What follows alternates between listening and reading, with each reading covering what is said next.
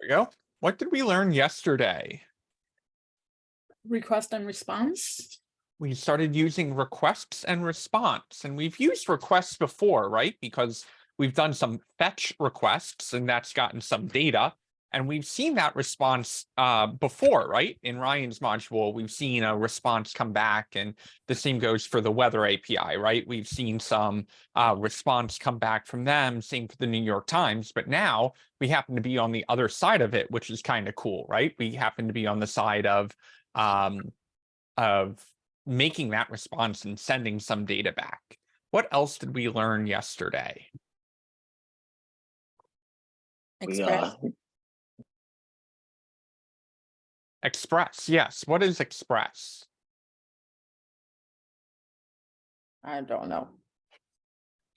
We What? used it to make a server. We did. We used it to make a server. Express is what kind of code? What would we classify it as? It's kind of like React in that it is a Framework. framework, exactly. So it makes it a little bit easier to use a node server in order to be able to send information back and forth. We are certainly going to be spending a lot more time with React, not only today, but over the next couple weeks of learning how React can be functional. What else did we learn yesterday? Is anything sticking out about Glenn's presentation or about the Agile concepts? I like learning about the library card. I just I set up the LinkedIn Learning thing today, and the courses were indeed free, so that was nice.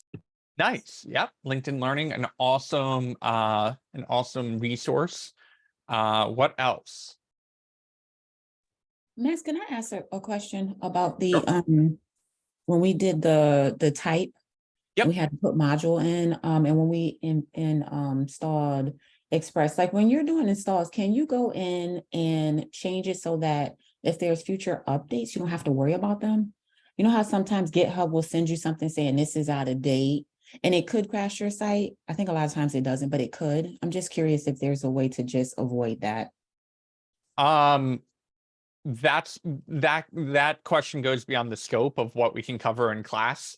What Latonia is asking about is, hey, when we, for example, when we do our Create React app, right, it says, hey, there are 6 high security vulnerabilities. And you read that and you go, well, that's not good. How do I fix them? Well, the answer is they haven't been fixed yet, because if they had been fixed, there would have been software updates in all of the dependencies that React uses. And so it's important to remember here that we are developers, and as developers, we stand on the shoulders of giants. And what I mean by that is we aren't creating our own programming language. We're using one called JavaScript, right? And we aren't creating our own front-end framework. We're using what the engineers at Facebook have already created to run one of the biggest web apps on the internet, right? And so Latonia's question is around, well, what happens when those packages become out of date? What happens when there are security vulnerabilities that are reported in those packages? And the answer to that is usually what we call SEMVer, or semantic versioning. You'll see that spelled as SEMVER. And semantic versioning comes in a major, a minor, and a patch. And so if we look in our package.json from yesterday, it will say we installed Express version 5.1.4 or whatever version it is. Well, 5 is the major version, 1 is the minor version, and then 4 is the patch. That means that over the past couple releases, they have found 4 patches that they want to roll out. And those patches are not supposed to break anything. When you have the minor version, it means that new features were added, but it shouldn't be any breaking changes, meaning that you can automatically upgrade to the latest minor version and not break any of your code. And then when you have a new major version, that's usually when there are breaking changes. So you would not want an automatic update to go ahead and run on that. That's all to say that fortunately, the dependencies and requirements has moved over to the DevOps side of things, and also it overlaps with information security. So there are all kinds of tools. Dependabot is one that GitHub provides for free on any repo that will scan your code and let you know when there is a vulnerability. And as we get into server-side programming, that becomes more of a concern than our front-end code alone. However, I am not fully qualified to train you guys on DevOps security or information security or that kind of stuff. So it's a perfectly valid question, but something that I unfortunately am not qualified to train you guys on. Is there anything else that we learned yesterday? Then we do something with our first API call, I want to say. We did, yeah, we used Express for that. We did our import, we got our npm init working. Npm is our node package manager, and init is what creates that package.json file that allows us to start installing things like Express. And because we have installed Express, now it becomes easier to make our first server. So anything else that resonated for you guys from yesterday? So I think in the agile, you talked about like as soon as you made whatever you progress, you just report it to your consumer or customer so that you don't wait too long to make the changes and stuff. So. Absolutely, yeah, and that is probably the most important principle of agile is don't kind of build everything up and wait for feedback all at once. Always be soliciting whoever your user is or whoever you're making that code for that feedback, right? And that goes, even though it sounds a little crazy, even for yourself. If you're making your own project, like your own capstone, don't wait until the very end to try it, right? And play around with it and see if it works actually day to day for you. You guys might not be there yet, but we're getting close to that, right? We're getting to that point where your capstones are feeling a little bit more real. They're feeling like you can navigate among those pages. So Agile is all about soliciting feedback frequently and then implementing that into your development cycle, right? Prioritizing different features out because software development is never really truly done, right? There is always something more that you can do on your project. So being able to prioritize those new features or those new bugs or items that you're working on or things that you're adding to your site, very important to manage in that agile mindset. Anything else from yesterday?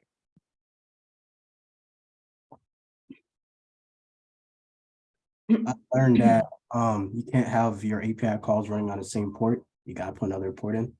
Correct. Yeah, we can't have multiple servers running on the same port.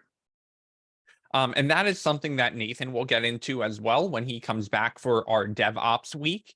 Right before the career week, we have a week and a half where Nathan will come back in. He's going to help you guys with your full stack deploys. He's going to teach you how to deploy your database. He's going to use the largest public cloud, which is called AWS, Amazon Web Services. In fact, it's one of the only arms of Amazon that is profitable. Basically, Amazon about, I don't know, a decade ago, roughly, said, hey, we've invested all of this money into our own architecture to make sure that Amazon.com works. Wouldn't it be cool if we could take that infrastructure and allow other companies to build on top of it? And that's exactly what Amazon did, is they went and they opened up their infrastructure and they made it secure. And so you guys are going to learn how to deploy your capstones on the very same infrastructure that Amazon.com uses to serve millions of users a day, which is pretty cool. Anything else from yesterday? Any questions that popped up? Anything, any light bulb moments that you would like to share? Any resources that seem to make things click before we dive back into code today? Well, it was good to hear about, entrepreneurship. Absolutely. Better idea of what we'd want and what we wouldn't want. Yeah, freelancing can be very daunting, and it's helpful to hear from a freelancer himself of what it's like, and knowing that there are pros and cons to freelancing. You can ask any TA or any instructor, and they will all probably have an opinion of freelancing.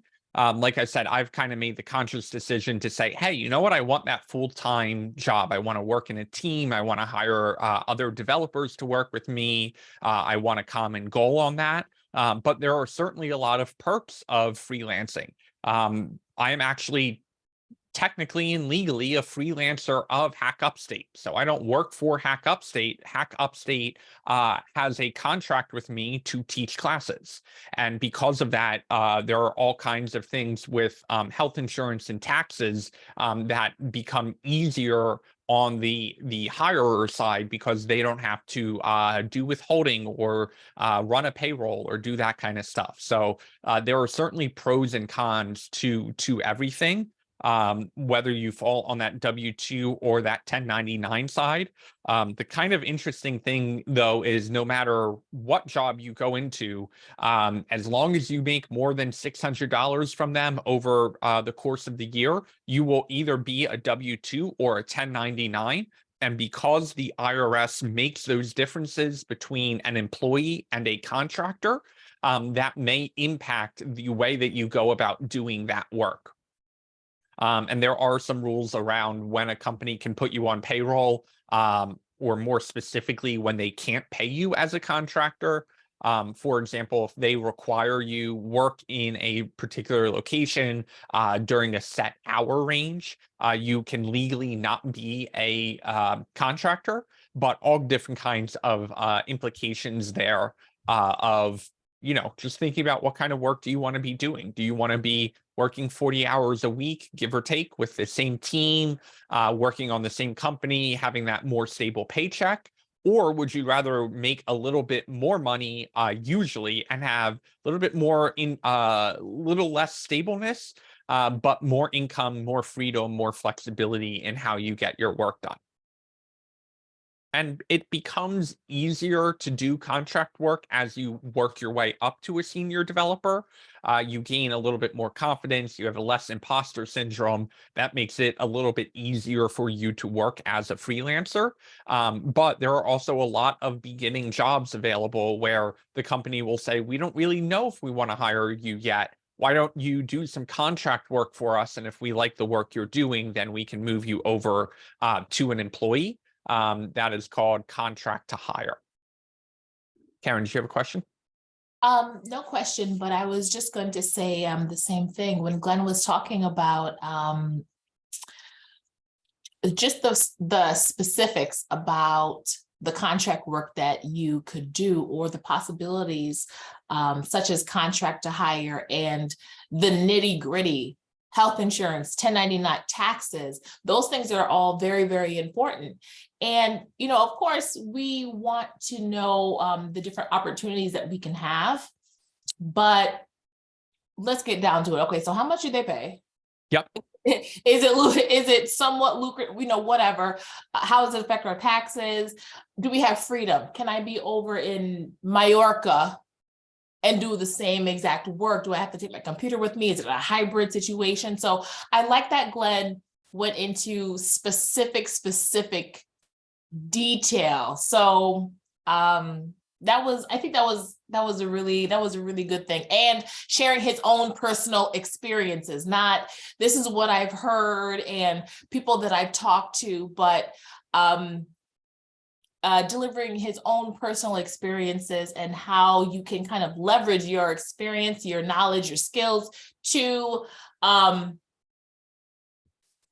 contribute to a company or to add to your, paycheck. And obviously it is more than just how much you get paid. Yes. And one nice thing about contract work is you could do it for 3 months or 6 months or however long your contract is and get to the end of it and go, man, I learned that I don't want to do that again, right? Which is totally fine. You may start with contract work and realize that's not what you want to do. Or you may work at a job for 2 or 3 years as a W-2 employee and go, you know what? I want a little bit more freedom. I want to choose what I'm working on. And because of that, I may want to go to find a 1099 contract job. There are actually, believe it or not, hybrids between the two where you're paid as a W-2, but you're working on all project-based work.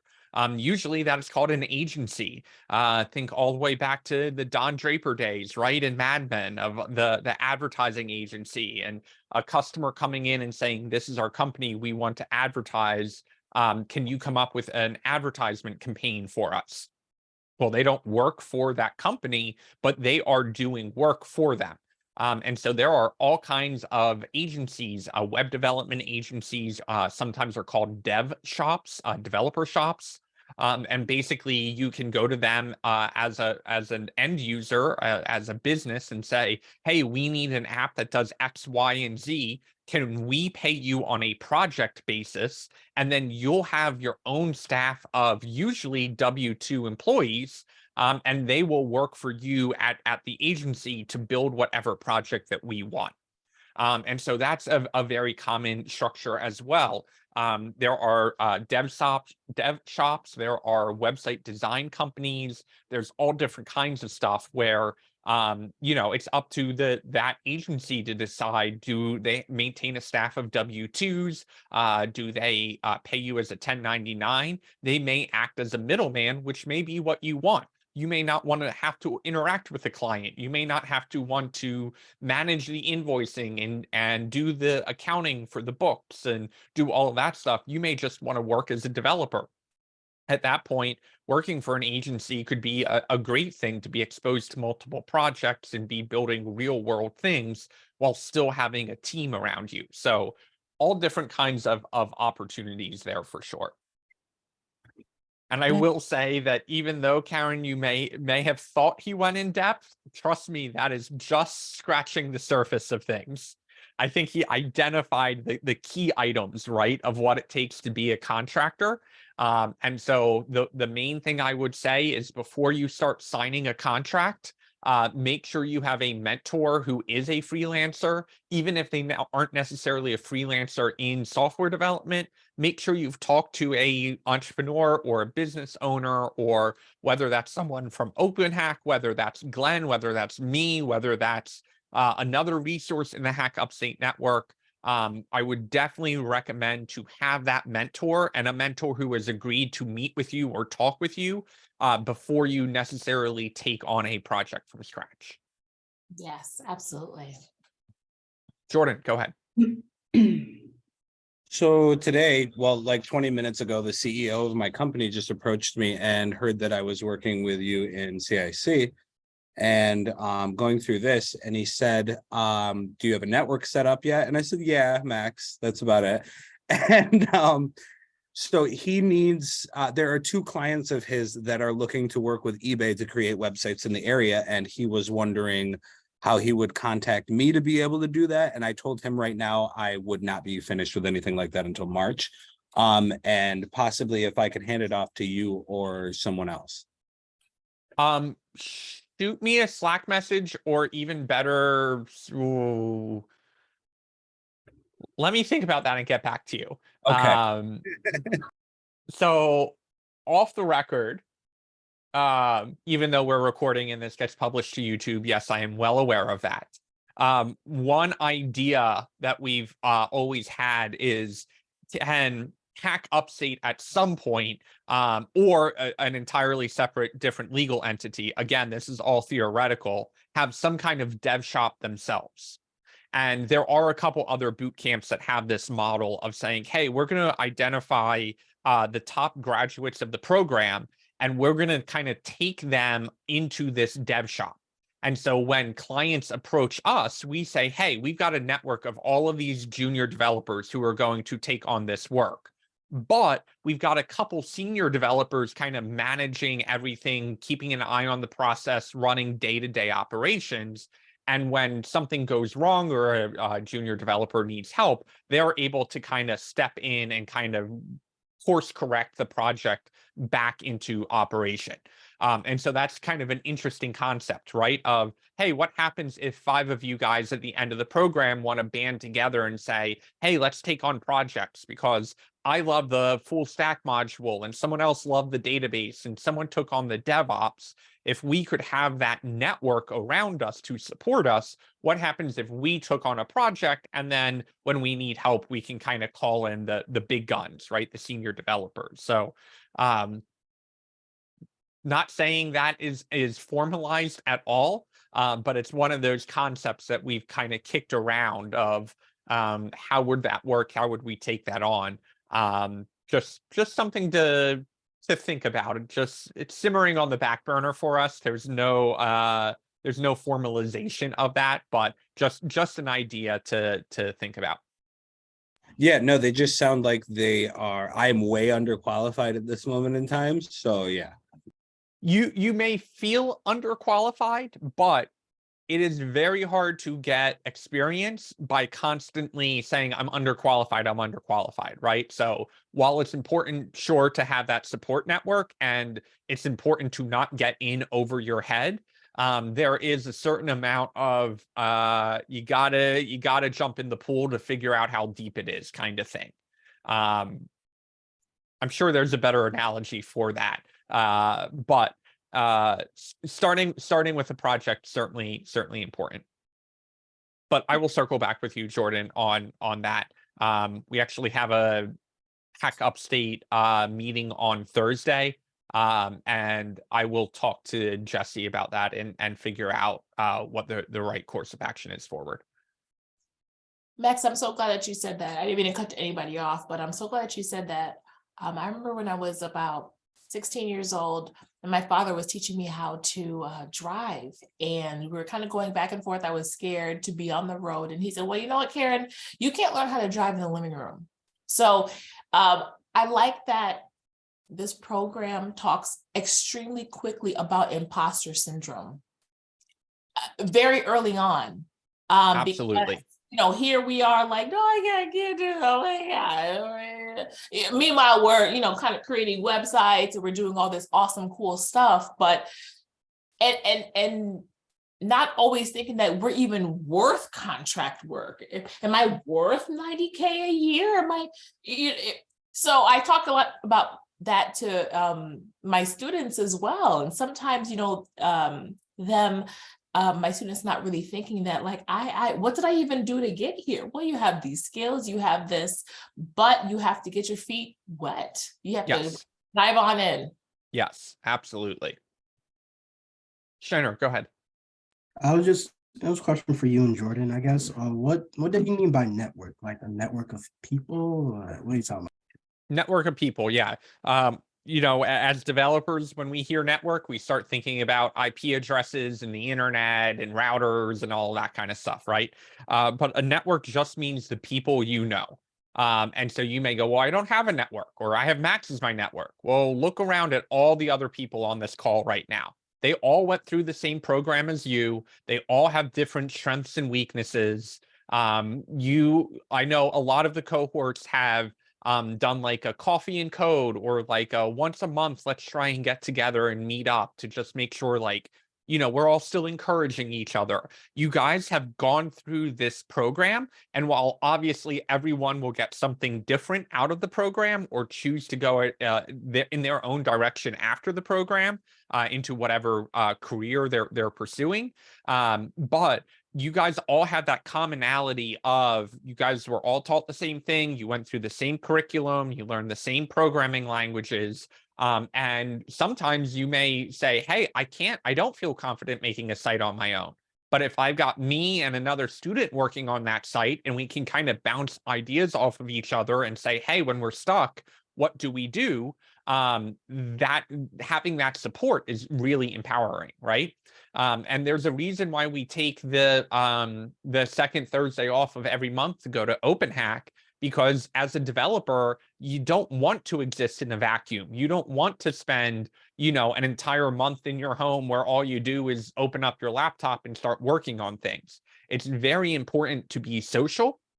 And that goes not just for human interaction and contact, but being able to practice your communication skills with other technically minded people, right? So being able to say, not just, hey, I'm learning React, but hey, I think React is really cool. I'm, learning what state is, and hooks are interesting to me. One thing that I struggle with is routing. And the reason why that's important is because at those meetups, you're going to hear someone say, hey, I'm a full-time developer in Angular.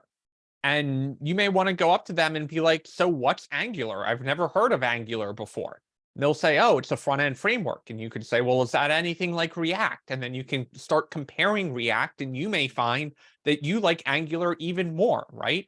But without some Venn diagram, without something to say, hey, I've got my base of skills and they have their base of skills, what's the intersection? That intersection is communication, right? The communication is what allows you to find that intersection and really use your network.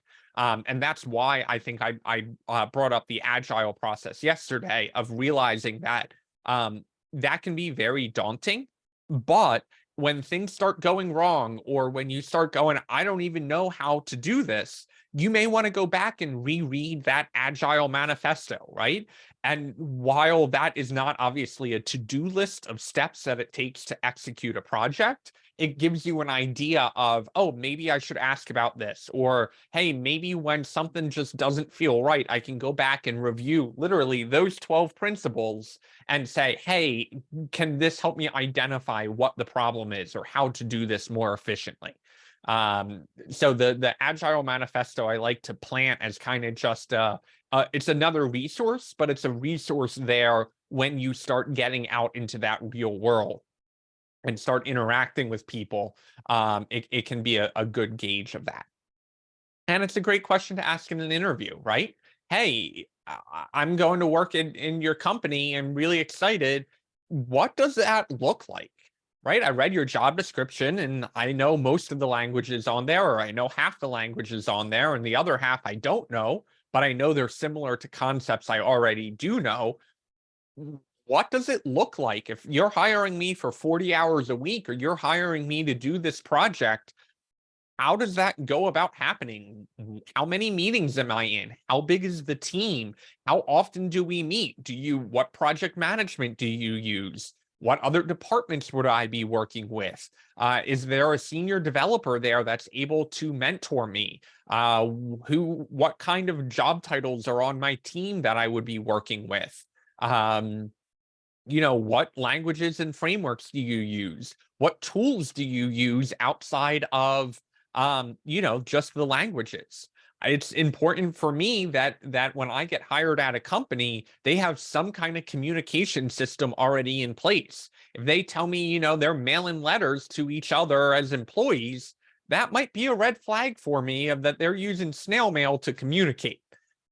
I've never actually seen that in a company. I've seen some bad interviewing practices, but I've never actually seen. But important to identify that and ask. One of my favorite things, there are ways to phrase that question that make you pose as a better interview candidate. One of the ways to kind of phrase that is saying, hey, I've really enjoyed this interview. I know that there are a couple more steps of the interview process, but is there anything that you can recommend, whether it's a language or a tool, that I can brush up on before the next interview? Because now you just showed, hey, this person, even though we're not hiring them, is investing into our company. They're already willing to go out and learn something and try to become a better candidate, and we haven't even hired them yet. That's one of my favorite things, right? Of ask what it looks like, because an interview, it never feels like it, but an interview always feels like you're getting grilled, right? You're the one who is in the riskier position. But an interview should be as much about you getting excited to work for the company as it is the company getting excited to hire you. And so you should always have, and I'm sure Laura will touch, I know Laura touches on this in the Career Week module. Some people say, have a question or two prepared. You want a list of 30 questions, and based off of your conversation, you want to pick your top 2 or 3 of them to ask. And my recommendation is, if a interview is scheduled for 30 minutes and you get to 25 minutes, my personal advice is to say, hey, I know you may have a couple more questions for me to ask, but I'm so excited to work about your work in your company. Do you mind if I ask a couple questions? And they may say, no, we've got to get through these interview questions. Or they may say, oh, sure, absolutely. And 90% of the time, they will. And a good interviewer will save time at the end of the interview, so you have a chance to ask those questions. But my biggest piece of advice on interviewing is make your interview feel like a conversation. If your interview felt like an interrogation, if they kept on asking questions and you had one sentence answers, your interview did not go well. Do not hold your breath on a second round. But if you can make your interview feel like a conversation where they ask you a question and you not only answer it, but maybe you answer it with a story, maybe you look at your list of 30 questions and realize that there is a relevant question to whatever question they just asked, give your answer and find a way to segue into that question, right? Because if you can have a back and forth and feel like you're just talking, that is going to stick out in that person's mind. That interviewer is going to say, wow, I haven't even hired this person yet, and I can already foresee working with them and having a conversation with them and both of us being productive, right? And it's tough. You always freeze up in an interview. A lot of people black out during an interview, or they feel like their hard drive has shut down in their brain and the information they're looking for is just no longer coming back. It is scary. I'm not gonna deny that.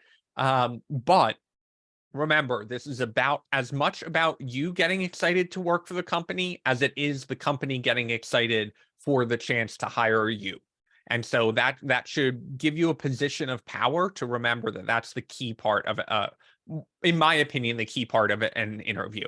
Every career coach is going to give you either similar advice or slightly different advice. And that's okay, right? There are all kinds of different opinions for how to go about getting hired. Archra.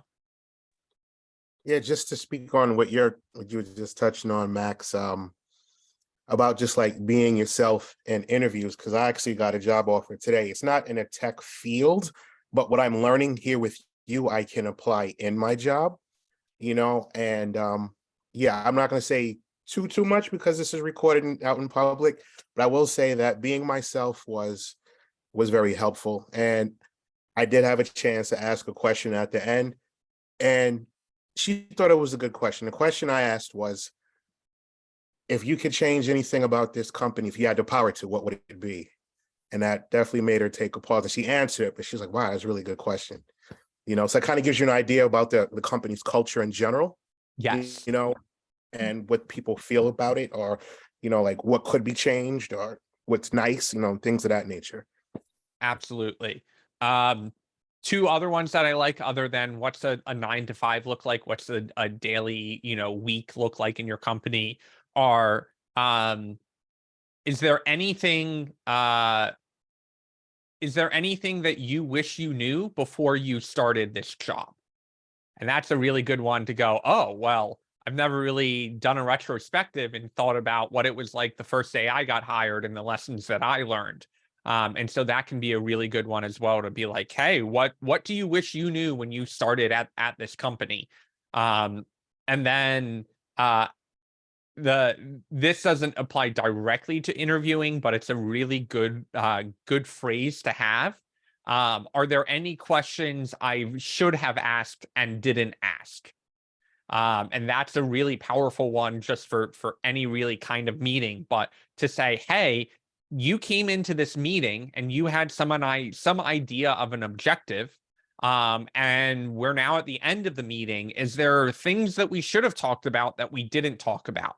Not necessarily in an interview to use that, but one of my favorite questions to ask when we're working with new clients is to say, hey, did we both really meet the objectives of this meeting? But the way that phrase is worded makes you both take a minute to sit and think and say, hey, were there questions that should have come up that didn't come up?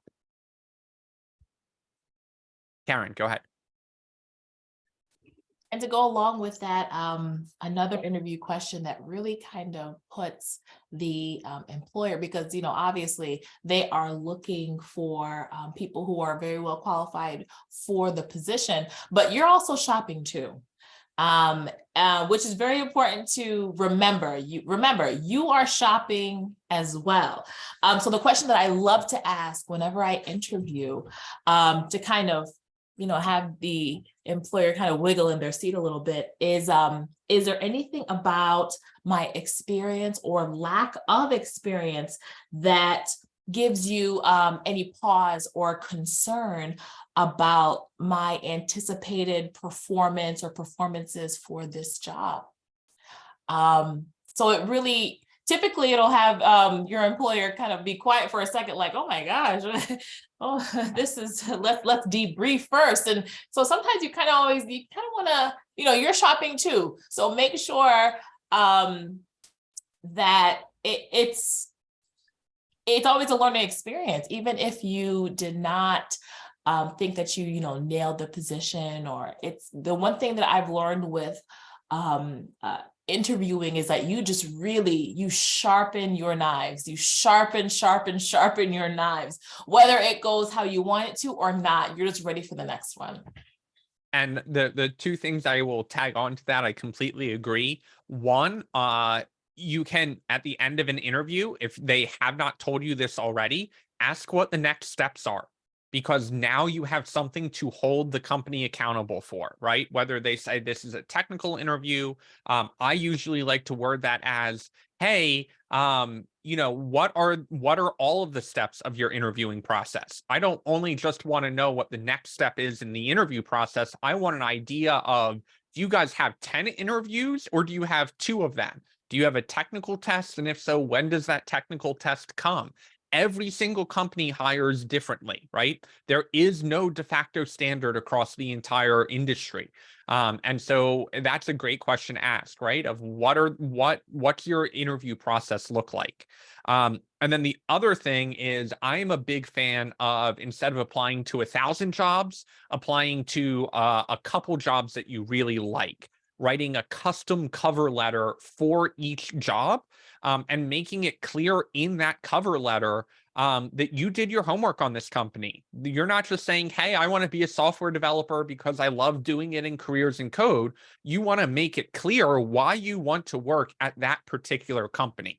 And again, this is my personal opinion. This is Max's book of hiring. This is not necessarily the de facto standard facts of hiring, right? Every approach is a little different, and there are pros and cons to all of that. So I want to say that because really respect Laura as a career coach, and she's got way more experience as a career coach than I do, right? I've been on the hiring side, I've been on the interviewing side. I am not a career coach, but I can share my own personal insights with you. And the reason why I touch on a cover letter being so important is your resume is your resume. You can word it, you can get clever with it, you can have the resume be the best resume you can make it, but at the end of the day, you can't make up experiences, you can't make up jobs, you can't make up things that you did at that company. However, your cover letter is a blank slate. You can't lie in it, but you are able to take that wherever you want. You are able to show that you're interested in the company, that you did your research on the company, that you can make them understand. You can't show in your resume how excited you are to work at that company or do that job position. You can in your cover letter. And so what we did at Tuzag, the last time we hired, I guess 2 times ago we hired, it was right at the beginning of the pandemic, where companies started laying off tech people.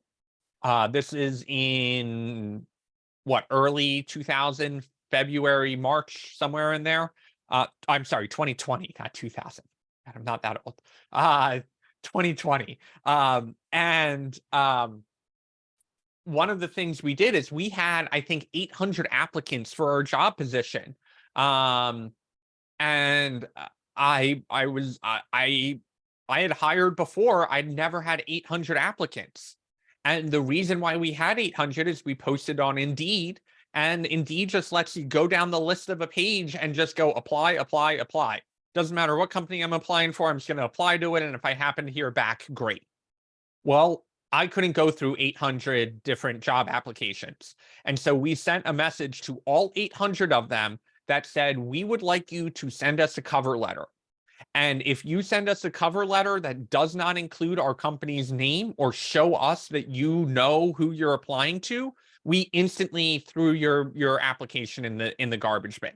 I'm sure there were some applicants in there that would have been a great fit at Tuzag, but I don't want to hire you unless I'm excited for you to work with me on my team. And so what we did is we requested a cover letter, and we put letter in quotes. And we said, here's a place you can upload a file or a link. You can do a PowerPoint presentation, you can upload a recorded video, you can write a traditional cover letter, you can build a website, whatever you want to do. I want to know why you're excited to work at Tuzag. And you can bet your butt we got a bunch of PDF cover letters that did not include our company's name and said, I want to be a software developer, I love software, please hire me.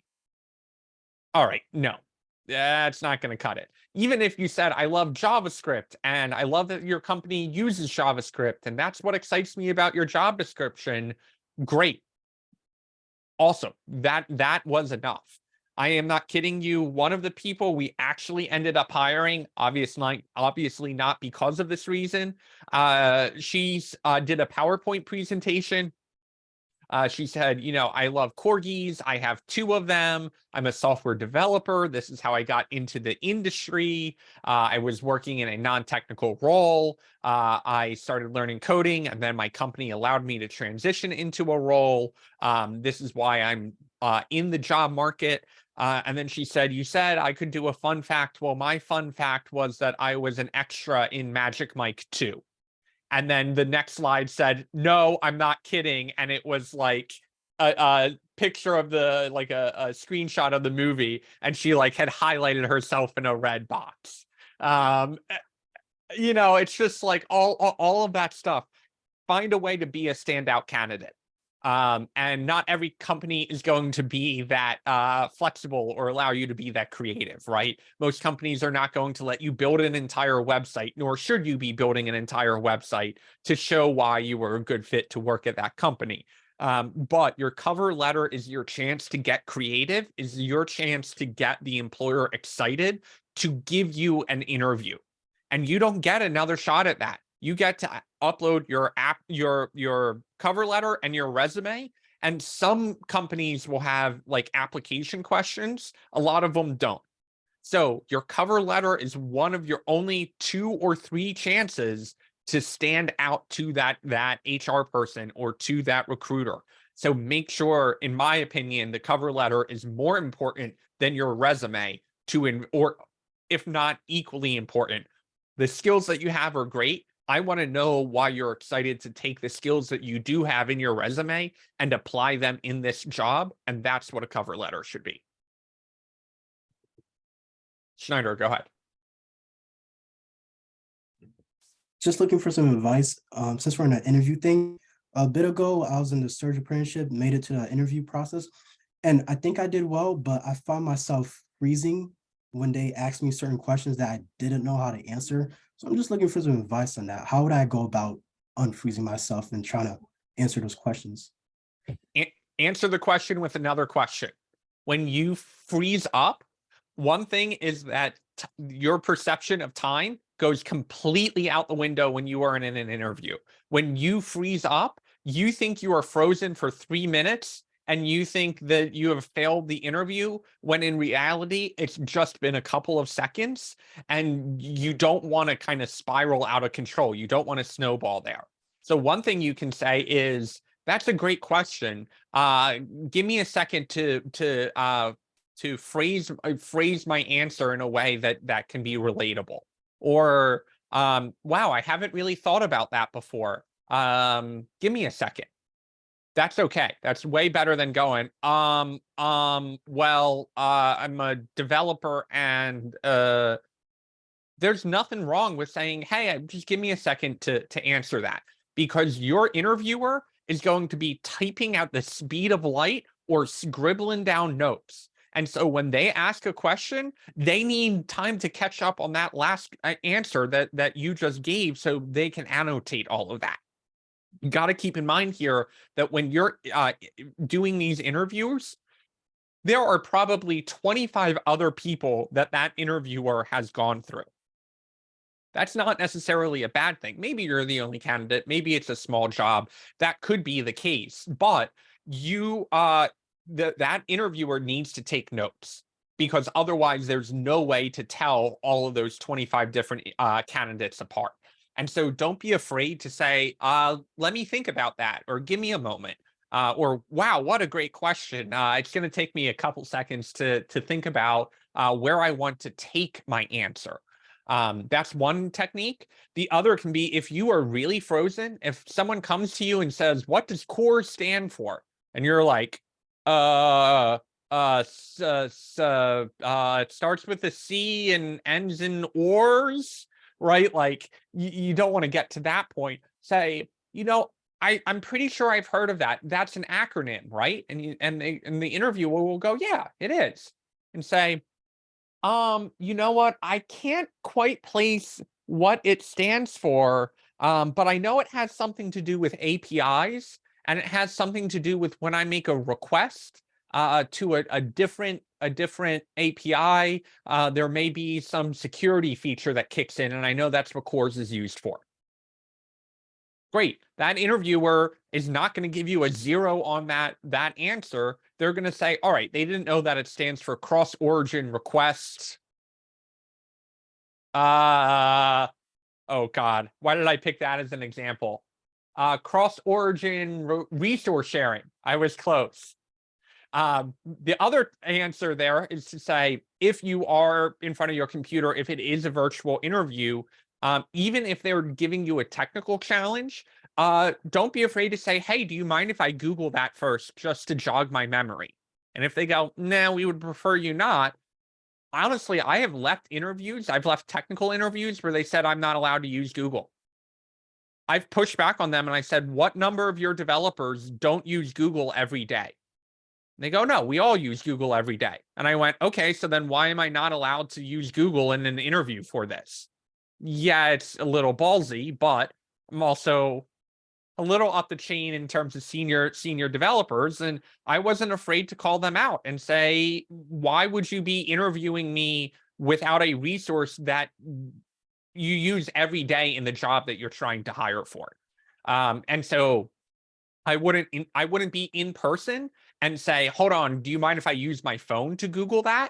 But if you happen to be in a technical interview or on a virtual interview, and they ask you a question that you can jog your memory by using Google, definitely ask if you are allowed to use that. The other thing I would say is it's okay to ask a follow-up question or say, I'm not really sure about that. I don't think I know the answer to that. Are there any hints that you can give me that may jog my memory? And they may give you a hint and you go, oh, I definitely don't know that. Like, that hint was nowhere near where I thought. But I think this is a callback to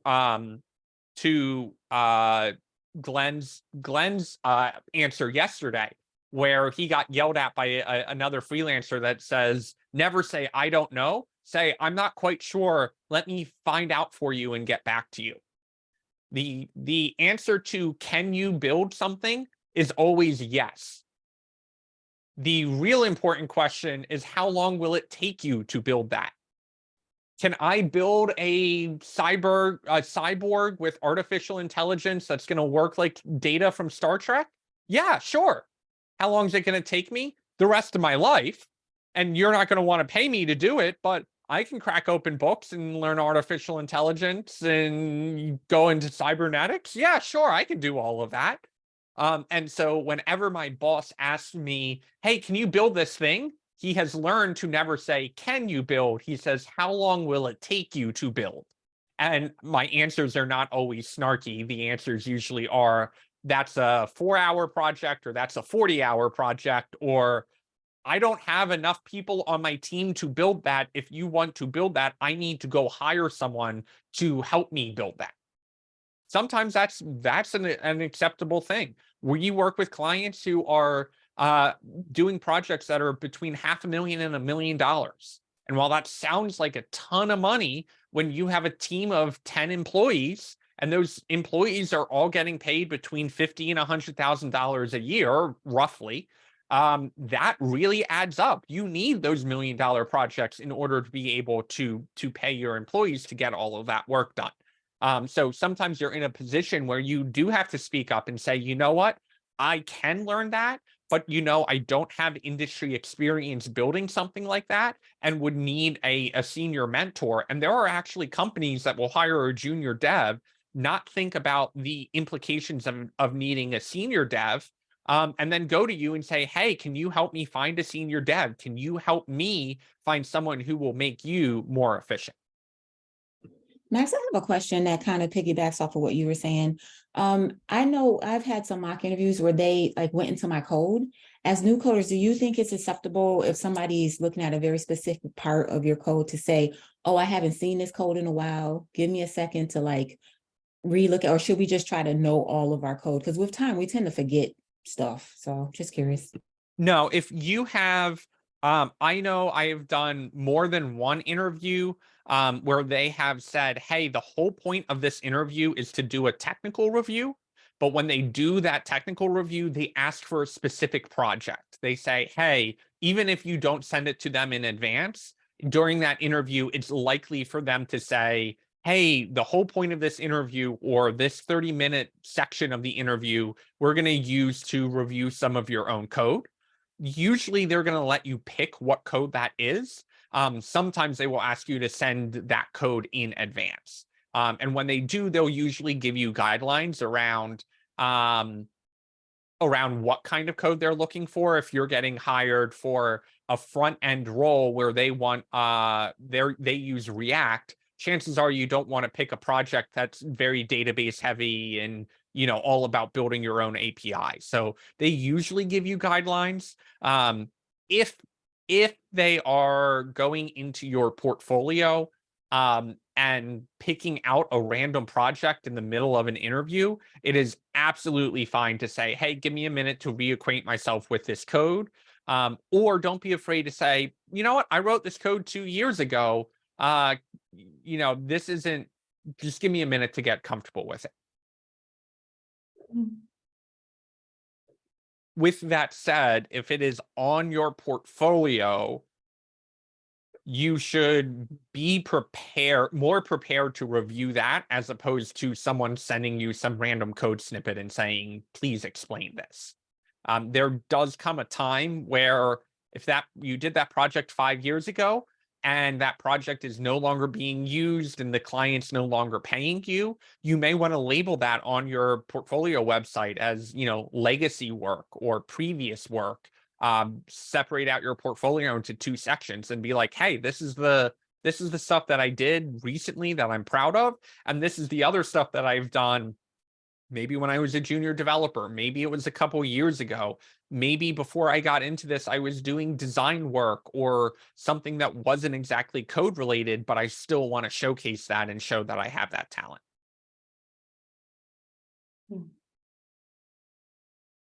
Any other questions here? See, this is dangerous. I open up the door at stand up and then I just pounce on your questions and then I'm ranting for over an hour. Yeah, I kind of want to piggyback off the showing your code thing. I get following industry standards and whatnot, but as a junior dev, you don't know everything. So if your code isn't looking up to standard, you think they'll hound on you for that? No, I think that you can defend your code and say, hey, that's a great way to start. If they say, hey, I want to review your code, I picked this project, I would say, hey, before we dive into the code itself, I just wanted to identify the requirements of this project and what objectives I set out to learn, and the unexpected things that may have popped up while I was building this project. Oftentimes, the best place to start an explanation is not line 1 of your code. It is giving context and saying, why did I build this? What did this project accomplish? What did I learn? What would I want to work on next? And once you give that context, also include whatever frameworks or whatever languages you used. Once you give that context, then yeah, absolutely, you can dive into when you're going over your code and you realize that something's a little sloppy, you can say, you know, oh, one thing I learned while doing this project was this was not a good way to approach it. Or, oh, I remember this line of code. I was stuck here for 2 days. And what finally got me unstuck was reading the error message and realizing that it was on the line above it. Or, you know, oh, I worked on this project in class and I finally had this breakthrough light bulb moment where the code was all working, but I actually understood how the code was working. That is all perfectly fine to say in an interview. And if the thought of an interview scares the crap out of you, that is okay.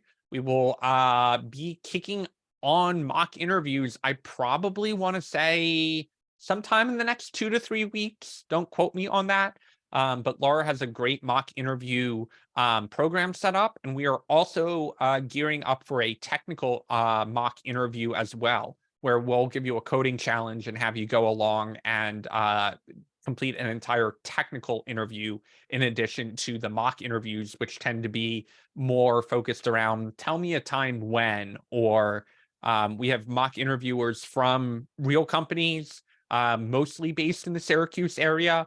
Those interviewers oftentimes come with their own interview questions, or if they don't, we do have a bank of questions that the mock interviewers can choose from. But those interviews are I can't think of a single job position that I've interviewed for or been the interviewee or the interview giver where I didn't have a bank of questions, right? This is very standard. The kinds of questions that you get, the kinds of questions you get are always the same in those. The wording of the questions themselves may be a little different, but that is the very reason why we do those mock interviews, is so that you get practice exposure to those kinds of questions. Max, can I add a side note on that? Yeah. I've had mentors. I had like maybe a half a dozen mentors in a different program that told me that they all had technical interviews. None of them, these are all separate instances, none of them actually finished their technical question, but it boiled down to their communication because they could articulate what they were thinking and what they would do. It didn't matter that they necessarily finished a question. So I just wanted to toss that out there. So I think sometimes there's all this pressure like, oh, I got to get it. It has to be perfect. And what they were saying is like, that's not necessarily the case. They really are looking, like you said before, people who can articulate and communicate and all that kind of stuff. And that goes not only for time technical interviews where you've got an hour to complete whatever task they put out, or 30 minutes, but that also goes for take-home interviews. So sometimes you have a take-home interview and they have test cases that you need to run. And even if you don't get any of those test cases working, even if you didn't feel like you completed the project, go back through, say, the last hour before that deadline, or the last couple minutes to go back through, comment your code, leave notes in there of what you were trying, even if it didn't work, right? Show some kind of thought process. It doesn't need to necessarily be the 43 different steps it took to get the blog project to work, but try and share some insight. That's slightly easier to do when it's a interview where they are on with you, where it's a live interview where you can kind of talk with them. But all you want to do is say, leave me alone, I want to get this working. And that is the exact thing that you do not want to do in a technical interview. You want to talk through it. You want to kind of explain why you're doing it, because if you get off doing that from the very beginning, when you do get stuck, the interviewer just has that guilt, right? It's only human for the interviewer to be like, oh, I want to give him a hint. I want to give him a hint. So communicate all the way through that. Oftentimes the technical interview isn't actually, can you do this or not? Sure, that's a piece of it, but a much larger piece of it is to say, can I see working with this person on my team? And if you're not communicating with them, there's no way that they can get that vibe.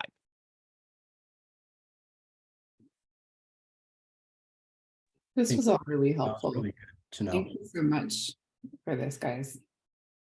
And This is just the very small tip of the iceberg. Laura has an entire week planned out. I know you guys already have the career modules in Canvas. I know she has offered the option to say if you complete all the career modules before that week, which is I think March 6th or 5th, somewhere around there. If you get all of them done by then, you don't need to attend the in-class modules. Even if you get all of them done in advance, I would recommend doing that anyway, because Laura is an excellent teacher and an even better communicator. And so having 12 hours of live instruction with her is going to be a great opportunity. This is the first time that Laura has gotten her own week. Before we had like once a month modules that you would tune into. We've done it a couple different ways, but Laura's topics are so important, right? This is not just learning to code, this is careers in code. And because of that, that's why she has her own week. That's cool. I just want to share that Jesse sent an email about possibly keeping our laptops just in case. So check those inboxes. That is the next thing that I'm actually going to get to, is we have partnered with Working Solutions for the past 3 cohorts, and they have been able to provide funding for you guys to be able to keep your laptops, which is fantastic. With all of that said, we are going to take a 5-minute pause in class for you guys to fill out that form, and not only fill out that form, but also to send Jesse an email or a Slack message once you have completed the form. If you already did complete the form and did not email Jesse, please do that now. I am going to hopefully post the link for that form because I saw it, and Max, where are we sending the thank yous to? Once you email Jesse that you have completed the form, he will send you the either the email address or the address to send a thank you. Okay. I posted the link to that form in the CIC live stream, and I will also post it in the Zoom chat. Go ahead and take a minute to fill that out before we get into any code tonight. The deadline is the 10th, and if there's something on there that you need to like go look up, that's totally fine. You don't need to do it at this exact moment, but I'm just going to give everyone a moment right now to fill that out, because even if we have one person in class who hasn't filled it out, that's going to hold up the entire rest of the class from being able to keep their laptops. The other thing I will say is that you need to graduate with normal academic standing. So if you are in academic warning, this is an additional incentive to get out of academic warning. I believe there are only 2 of you guys in that status right now. But that's an additional incentive. If you want to schedule a one-on-one to discuss that, feel free to, but I would like everyone to fill out the form right now regardless, only because we've had 1 or 2 stragglers before and gotten right down to the wire of graduation, and we're like, we can't let you keep the laptops unless we get everyone to fill out this form. So giving everyone a moment to do that now.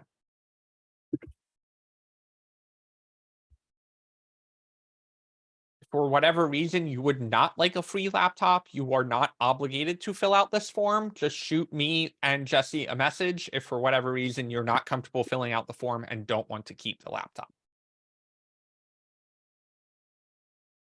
It's a requirement, but only a requirement if you want to have a $1,200 laptop for free.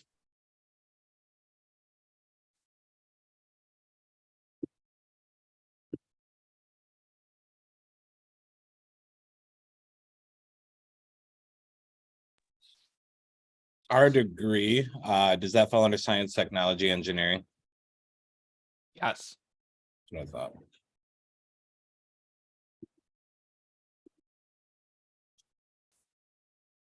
And this is just like our program, your tax dollars at work. There is a $3 million grant that Working Solutions got a part of. That is basically just saying, hey, there are programs like ours that, you know, want to provide resources to students in need. And that's where Working Solutions gets their funding from, was a grant.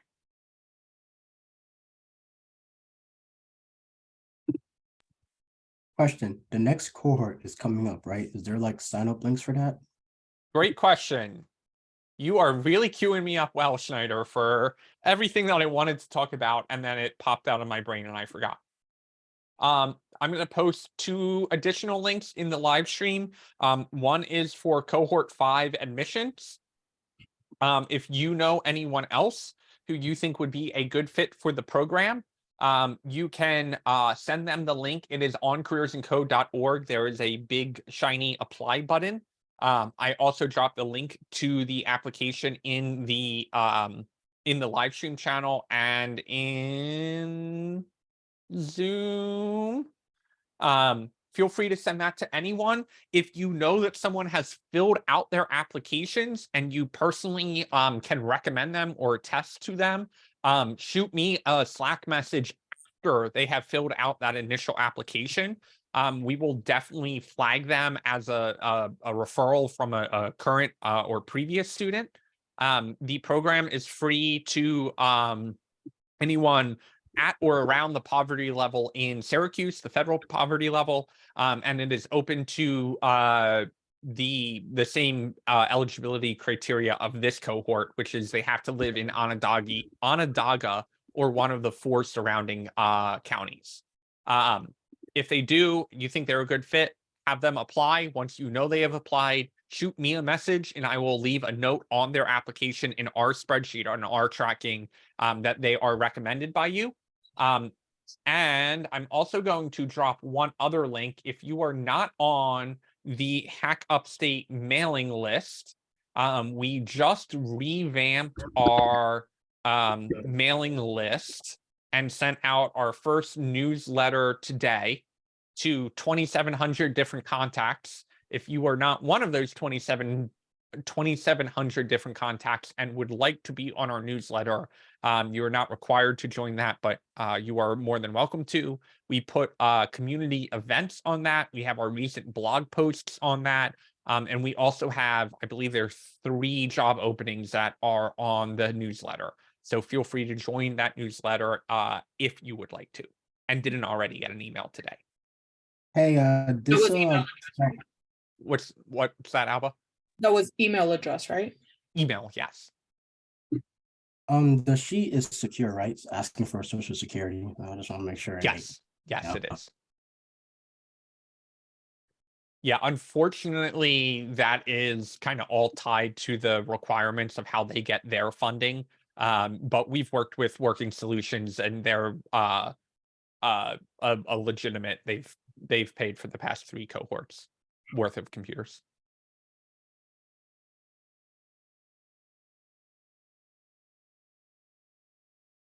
Archer.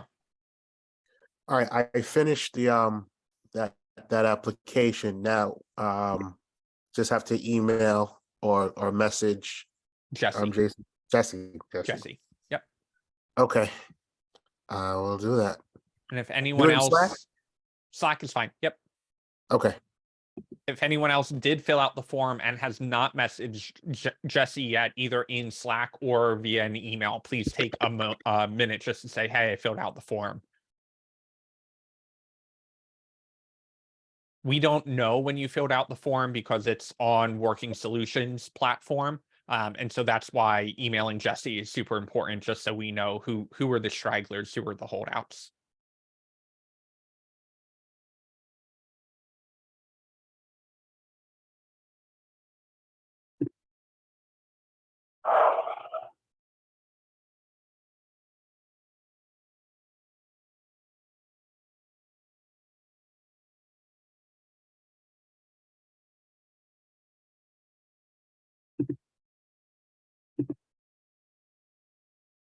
Anyone else need another minute to finish that up, or are we good to fire up where we left off yesterday?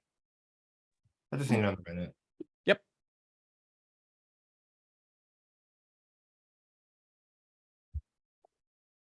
Jordan.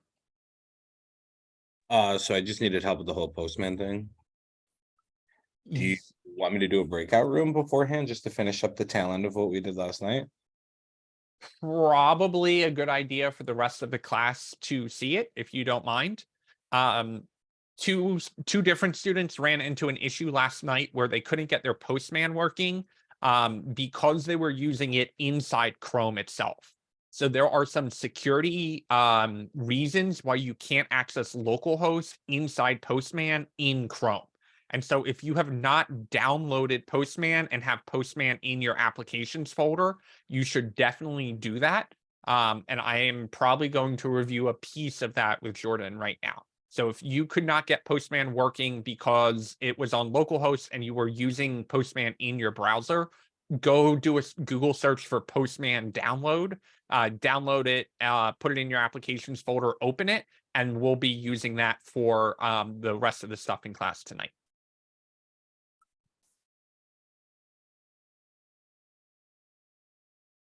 Could you repeat all that? I zoned out. Postman, if you have Postman downloaded and in your applications folder, you're fine. If you're using Postman in Chrome, you're going to have some issues accessing localhost, and you should download it and make sure it is in your applications folder. Thank you.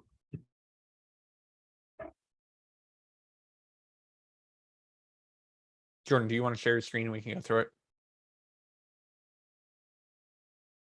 Yes, I want to. All right. I just finished that, my bad.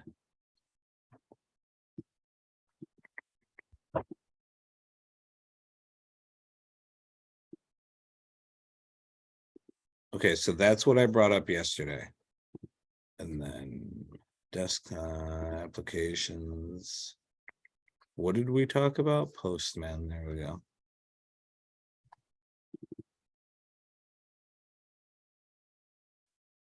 I really thought you were going to wear your helmet for this entire. It's literally right here. Okay. So if you click on send a request, the orange button in the middle, that brings you into a new tab. You can type in http://localhost:3000. And then when you hit send, it's going to generate the request. Your API server will get the request and tell you to fluff off because it's 3001, not 3000. My bad. I didn't want to say anything because I don't want to seem like a know-it-all because I know nothing. Cool. So you got that back. That's pretty much the only thing we did. We may have done a second one to like / data or something to test the to test like a different route, but you got the important part working. Okay, so now just because the severing of last night's lesson and the picking up of the new one, why did I do that? Why did you get Postman set up? Yeah. So that we can test our API to prove that we can generate a request and have the correct response sent back to us. Okay. And why we need Postman for that instead of just the browser is going to be clearer after break. Okay. Am I done sharing? You are. Get out of here. Sick of you.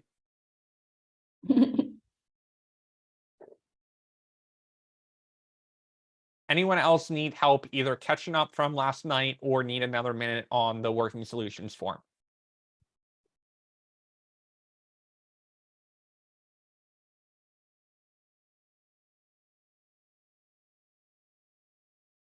Okie doke.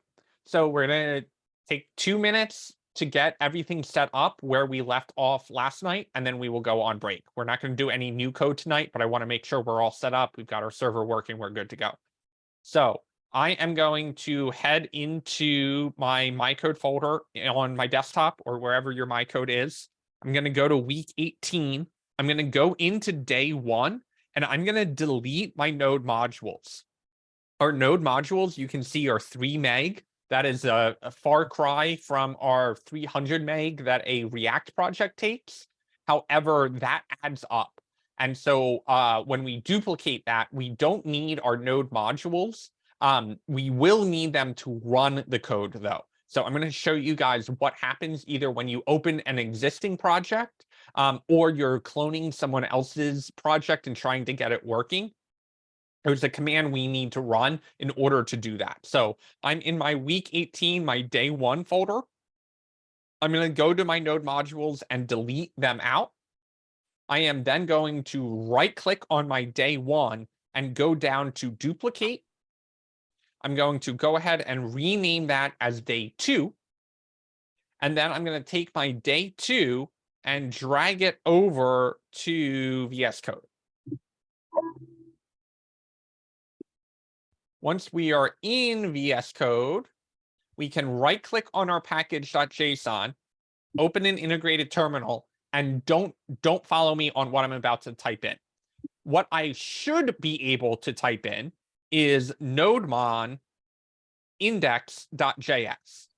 Why do we use nodemon instead of regular node, other than we like Jamaica? It updates automatically.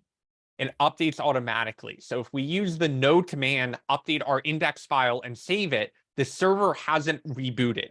Nodemon is a utility that makes that server automatically reboot for us. So I'm going to run that command. No, I'm not. I'm going to run npx nodemon index.js. And what I'm going to get is this error down here that says app crashed waiting for file changes. Okay, well, I want to know why it crashed.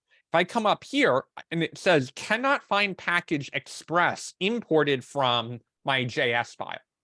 Well, it can't find express even though it's in my package.json under the dependencies. It can't find it because I haven't installed express. I've told my package.json that is important that I have express, but I haven't actually installed it. So we do our npm install and we've done express or other things in here. But if you leave it blank, if you just say npm install enter, what it will do is it will use the package.json file to find the dependencies inside of it and then go ahead and install them back into our node modules. So once you get day 2 open in your in VS Code, right click on package.json, open an integrated terminal. Once you get there, go ahead and run your npm space install command and hit enter. You will notice that generates out your node modules folder for you. And once it's done all of that, we can fire up our server with npx nodemon server index.js. npx space nodemon space index.js. We'll copy and paste that into the live stream just as a reminder for you guys. And then we should have starting Node.js in green and then no errors, nothing red if everything is going well. We are also going to pop open Postman. If you have the same tab open from last night, that's great. If not, we want to make a GET request to localhost 3001. If you click the send button, you should have a hello world or some kind of data response there. If you do, you can go on break, be back at 7:25. If you don't, raise your hand and I can help you. Brandon. It's saying, like I did npm install and now it's saying like reify nodemon timing complete in 99 minutes. 90 completed, or is that it's going to take 99 minutes? Completed. Okay, so That's all. just do your npx nodemon index.js as the next command. So every time, so then when I hit enter to like try and start a new line, it just repeats the same thing. Share your screen, let's take a look.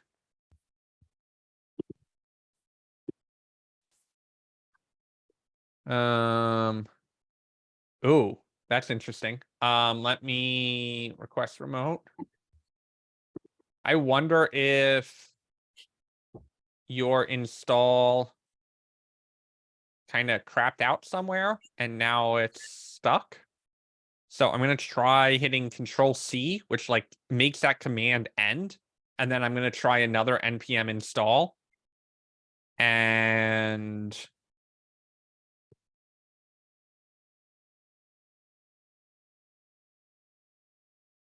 Feels like perfectly fine yesterday, so I don't.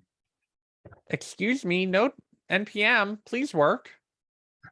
It's gremlins. Hate those gremlins. Me too. Do you know why a bug is called a bug? Isn't there a story about how a bug actually got into a computer and messed up somebody's? The first computer used tubes in order to communicate between the different devices or for airflow or something. And a bug literally got in one of the tubes and they couldn't figure out why the computer wasn't working. And then they literally just had to like remove the bug from the tube. And that's what caused everything to start working again. This is really hating you. So what I'm going to try is nuking your node modules entirely and then trying your npm install again. Why is it doing this? What? Okay, let's just assume that it's working and do an npx nodemon index.js. Okay, that's a good sign. Do you have Postman open? Yeah. You slide over to that. Slide this over. Hit send.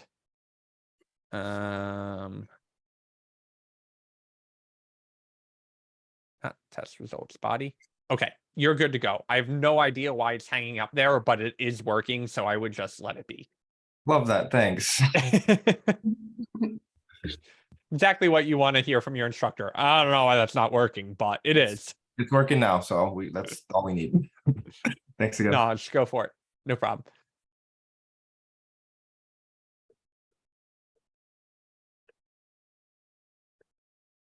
Naj, you have a question? Sorry, I forgot I was muted.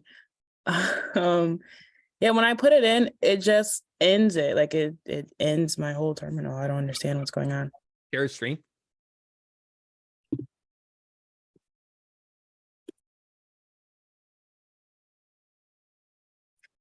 Oh man, where should go? Right.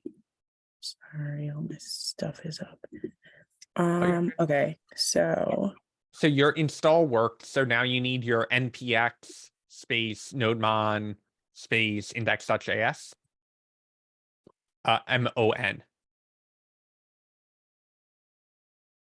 It stands for node monitor. It's not actually Jamaican, but and then Y on that and enter.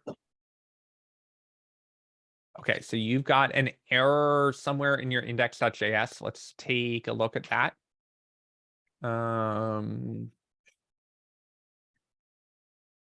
Oh, address is already in use. So that means something else is running on 3001. Let's see. Do you have any other React projects open by any chance? probably Oh, you also have some stuff here. those are the ones that closed. I didn't know what that Let was. me close all of those and see if we get lucky. Maybe one of those was what was taking it up. npx nodemon index.js enter. Now something else is taking on 3000. You mind if I peek and see what this one is? Good.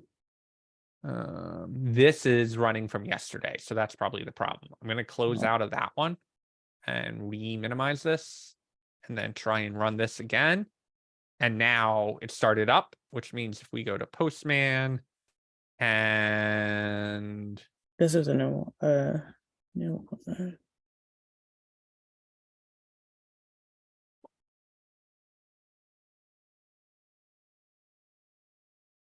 we got our hello world and you're good to go. Okay, cool. Oh, all right, thank you. Yep, no problem. Okay. Artrell. Use this stuff. All right, I was having the same issue as Naj, so I'm gonna share my screen and we can walk through it real quick. Go for it. All right. So Same error message, Okay, right? that is because your day one is running over on the left VS Code window. So if you can close it, or you can click in the terminal and hit Control C, and that will stop it. Okay, now go back to your day two window. Mhm. And you're going to Control C it here to also stop it here.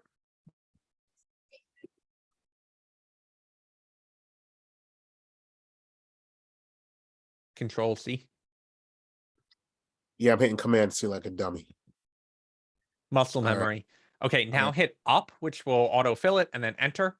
And that should start it up. And then if you go back over to Postman and hit the send button or request send.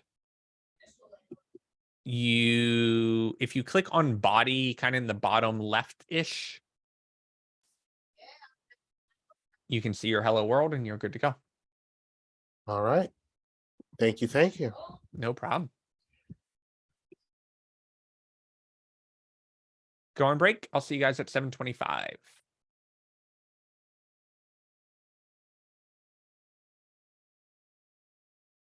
Okay, so let's review our code here a little bit. We had our import express from Express. We had to go into package.json in order to modify our JSON file to have this type module in it. What that allows us to do is use this import syntax that we're already familiar with in React. If you see something like this, you don't have to type this, just showing you it. This is achieving the same exact thing. In Node, Node started out using something called the CommonJS import system or require system, only because JavaScript did not have it built in. Now JavaScript does have it built in. So the newer way, the ES6 or ES5 module way of doing it, this is the newer way. And Node has no problem doing that as long as we have the type module set in the package.json. But if you do see some code that's using that require keyword, just a heads up that the require and the import are achieving the same exact thing, just using a slightly different system for getting NPM packages in. So we call this function called express that we imported in from here. We fired up our server. We told our server, hey, we've got two different endpoints here. And then down here in our server.listen, we told the server to listen for requests coming in on port 3001. And we did all of that so we could come over to Postman and see that this data is working. But APIs are helpful because not only can they send information back to us, they can also receive information that we send into it. We're going to cover 3 different ways that we can send information in to our backend. One of which is a get parameter. So in my server.getData, I can console.log rec.params.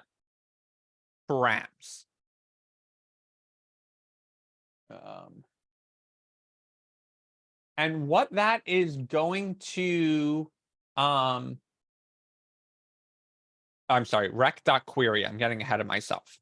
What that's going to allow us to do is see the information in the query parameters. So remember, the request is the incoming data. That's what Postman is requesting. And the response is whatever we're sending back to Postman.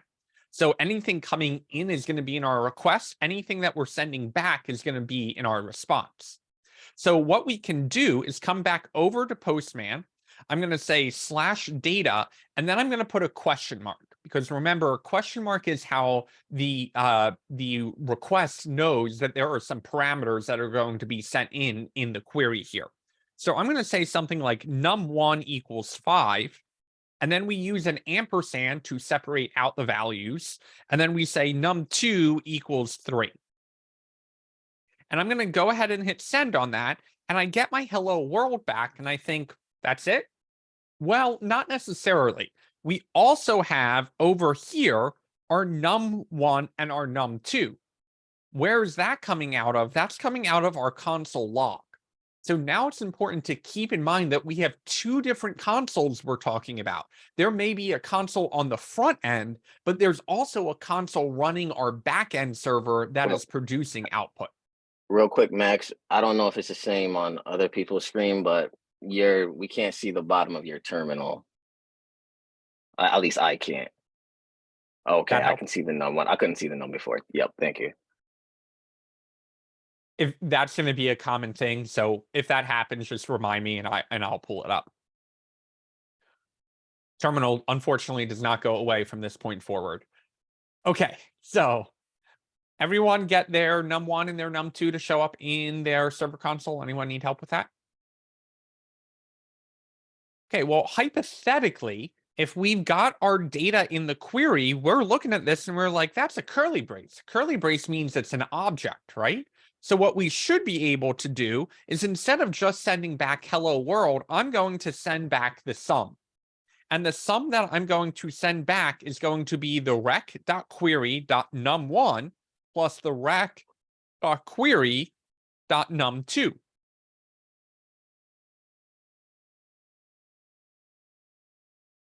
So I save my file, I go back over to Postman, I hit send, and I get my sum as 53. Come on, man, 5 plus 3 doesn't equal 53. Well, let's go back to our console log. Notice what these numbers are. They're coming in as strings. That's because whenever we use query parameters, there is no data type associated with that number. It just assumes that any query parameter is always going to be a string. So we can fix that by saying, hey, my const num1 is going to equal a parse of the rec.query.num1. And my num2 is going to equal another parse int of my rec.query.num2. And if that is the case, when we go down here, we can say num1 plus num2, save. I'm going to move this over here so you can see both of them. Scoot that up, close this over a little bit. Okay. So now when I hit the enter button, I now see my sum is coming back as 8. And we can play around with that. We can modify a number in our URL and hit enter and see that the sum is now working. So for backend, you gotta use parseInt to let it know that you're working with numbers.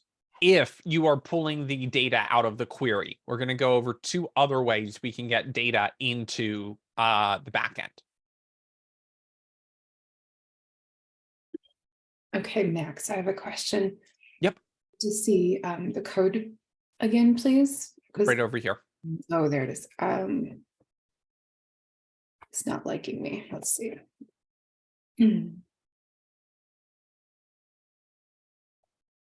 So read your error. What is your error trying to tell you? Or is there an error?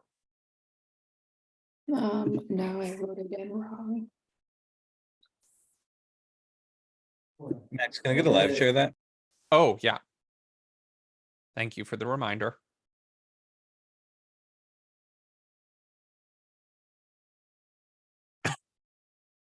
Live stream is in Zoom chat and in Slack chat.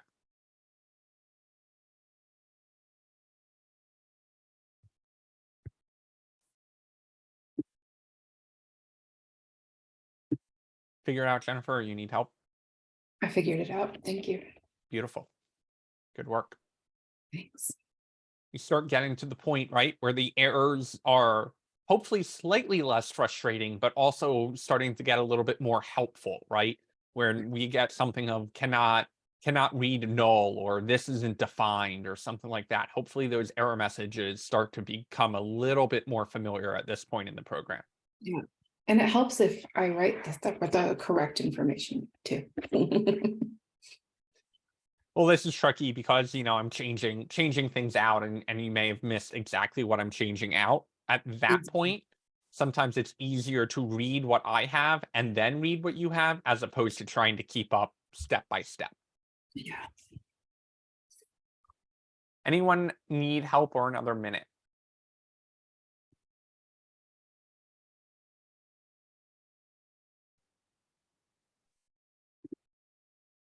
I have a question. So Sure. even though in the Postman, it's still showing number 1 equal to 5 and number 2 equal to 4, Yes. but it's getting the command from the VS Code so that it's actually adding. Okay. Sure. Correct.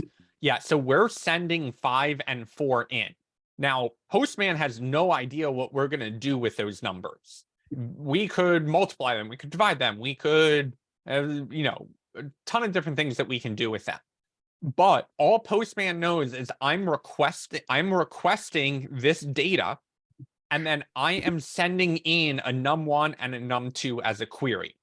Because we know how Postman is sending them in, we are able to get that query out of the request, do whatever we need to do with it, and then in the response to the request, send back whatever information we want with it. Now, you may say, well, how am I supposed to know how to use someone else's API when I don't see their API code? That's what that documentation is for. Artra. All right, thanks, Max. All right, so Before I let you screen share, do you have an error? yes. What's your error? My error is, let's see, num1 is not defined. Okay, so look at the first place you use num1 in your code. All right, so for me, it's line 12 along with the hello world. So does your line 12 look like my line 12? No, I don't have the request query num1s yet. That will do it. Okay. I know I have to add that, but I wasn't sure if like I was trying to do it in step with you.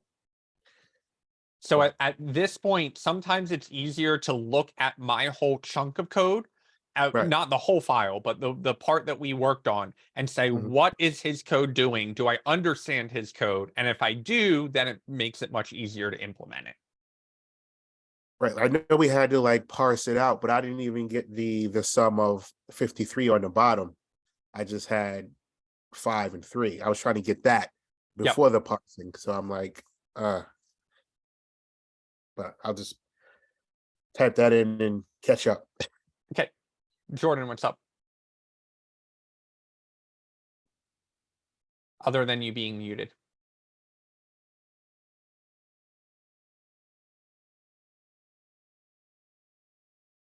Still muted. All right, my bad. What did I say? Oh yeah, my num1 and my num2s are not showing up in my terminal. Do you have your console log rec.query? Yeah. Do you have a question mark and this exact format in your Postman?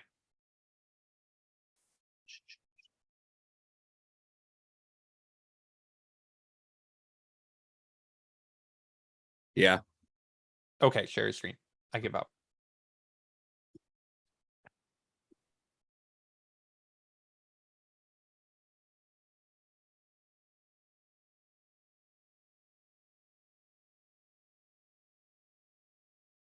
Did you hit the send button in Postman to actually make it execute the request? I believe I did. I don't know why I wouldn't have. Liar.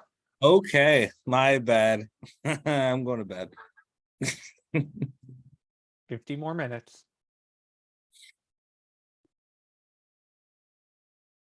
Anyone else need help? Okay, so we got our first way of sending in data. Now we're going to do our second way of sending in data. And this may be a little bit familiar. We're going to do our server.get. This time, I'm going to call the endpoint something a little bit more specific. I'm going to call my route/add. Now, remember in the React blog project, how we were able to put the ID or the timestamp of the blog post right in the URL? How did we get our router to know, hey, that part of the URL is going to be some value? What we did is we put a colon in there and we said num1. And I'm going to put another slash in there and say num2. So these colons are now saying, hey, I'm not actually looking for the word num1. I'm looking for whatever value comes between those two slashes. So if I go in here, I'm still going to have my rec and my res, my request and my response. And I am going to take this exact same const num1 and num2, except instead of looking in the query parameters, I'm going to look in the route parameters. That's exactly what this colon num2 is. It is a route parameter, just like our num1 is. And I'm going to res.send back my sum as num1 plus num2. Now, over in my Postman, I don't want to go to data anymore. What I want to do is go to /add. We also need to modify how our num1 and our num2 are getting sent in, because they are no longer part of the query parameters, which is what the question mark is signifying. They are now part of the route themselves.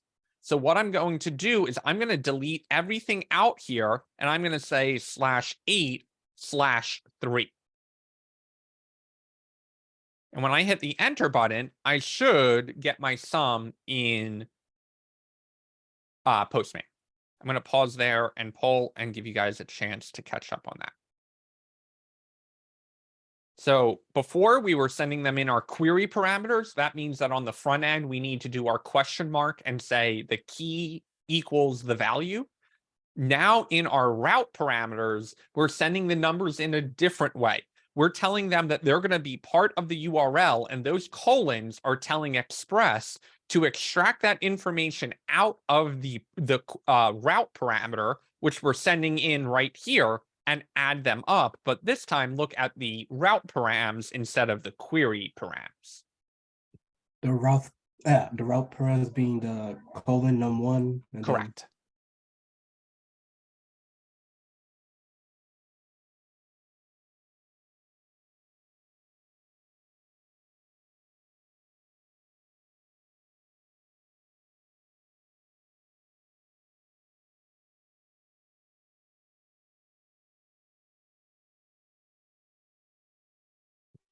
You made add just as a path, right? Add isn't actually telling it to add the numbers. Correct. Yeah, we could call this Geronimo if we wanted to. As long as we said Geronimo over here, it would still work. But usually our routes are descriptive, so they have some related keyword in of what we're trying to do with that endpoint.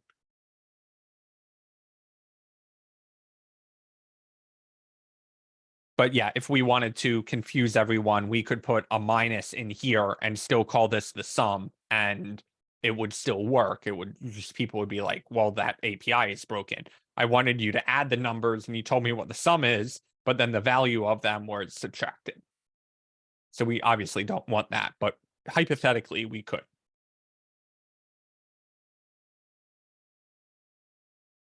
Looks like most of you are voted in. Give everyone just one more minute here and then we'll keep going.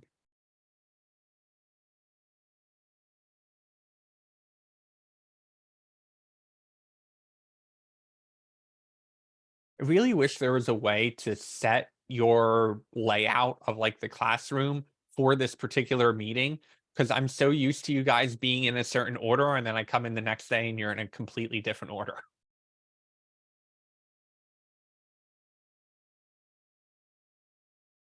All right, anyone need help before we move forward here? Jennifer, what's going on?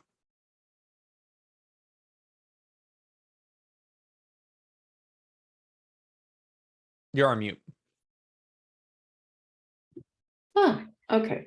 Well, then I should say you could contact Zoom and make some money fixing that problem.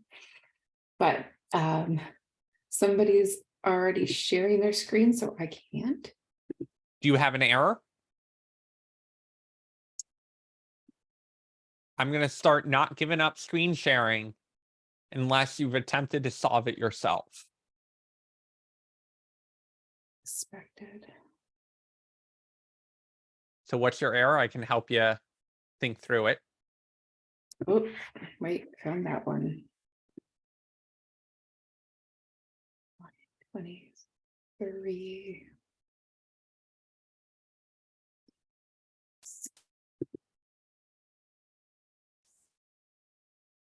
Maybe now it'll work. No, that's totally not right. Okay, Yeah. share your screen.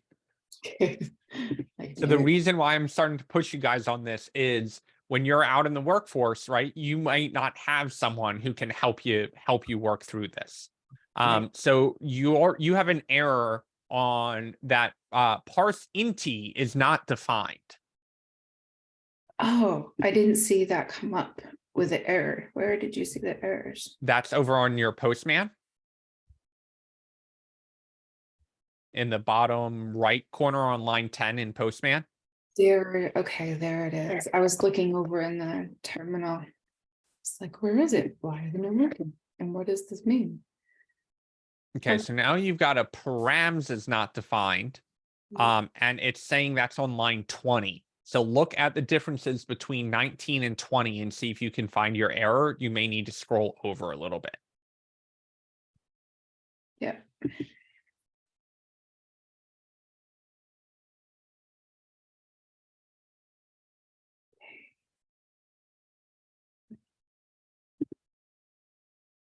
Good to go. Good work.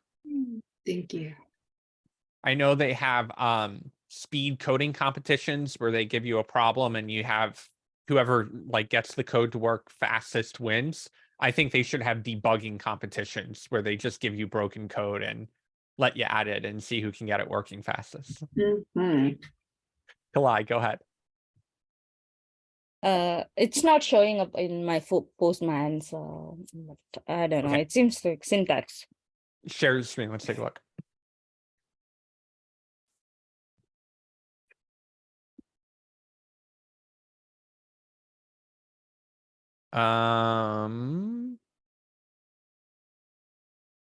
You have a closing quote on 17 after the word add that should not be there.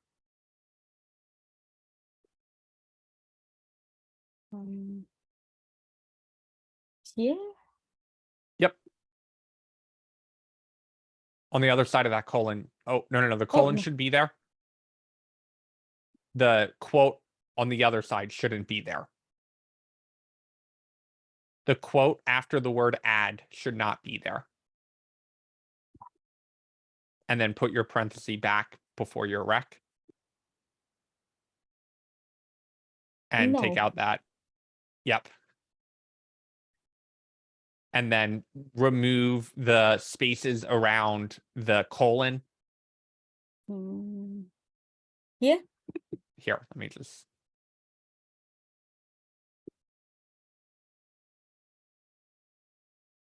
So we want it to look like our URL. So understanding we're going to have the word add, then we're going to have a slash, and then whatever is going to be in this spot is the first num, and whatever is going to be in this spot is the second num, as long as there is a slash between them. So this is all part, the first parameter of Express is almost always going to be the route, the URL, the path. That should work now. Let me just switch over here and make sure. There you go. So you're good to go.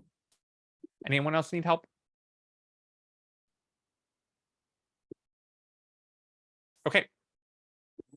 So we got our second way. First way is our query params. The second way is our route params. Now we're going to go for the third way, which is the hardest to set up, but also the most powerful. And that is going to be sending some information in our body. But what do we know about the body? When can we not use a body?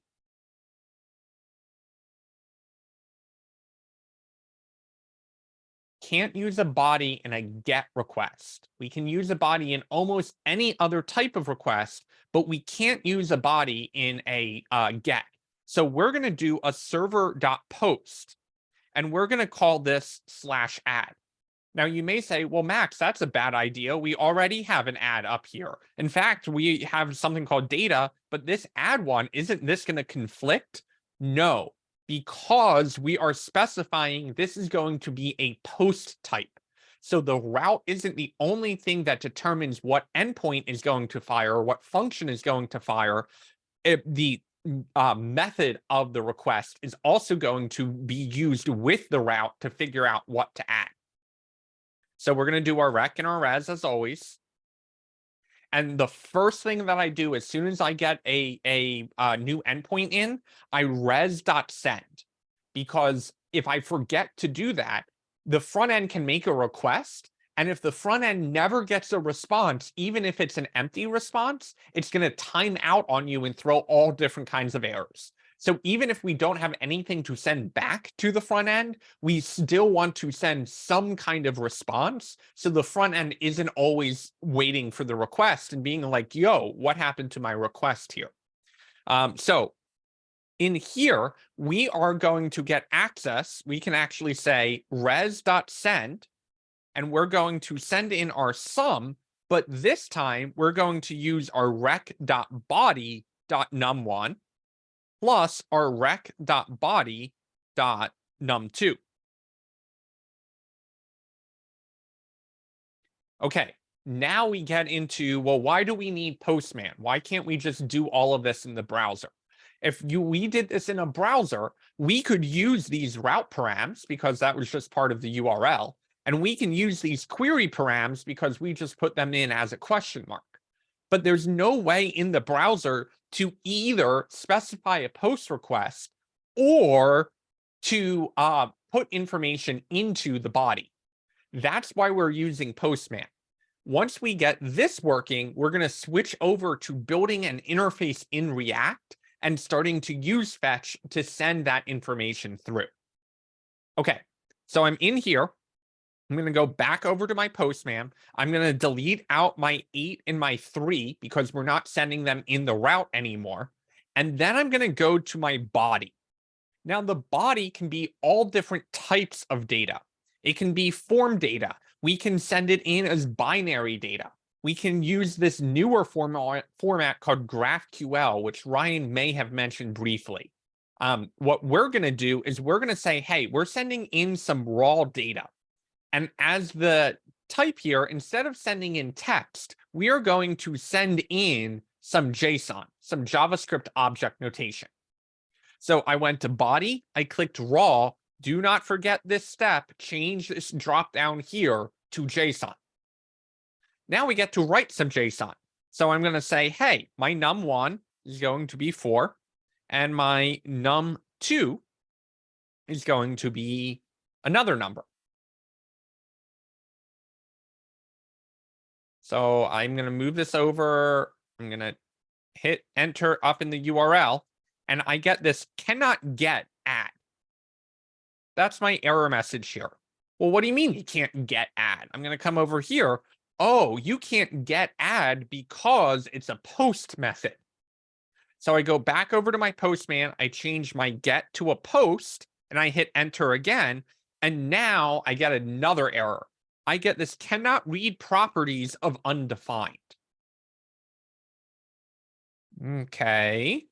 Well, where's that coming from? I'm going to come over here, and I've got the same error here. Cannot read properties of undefined reading num1.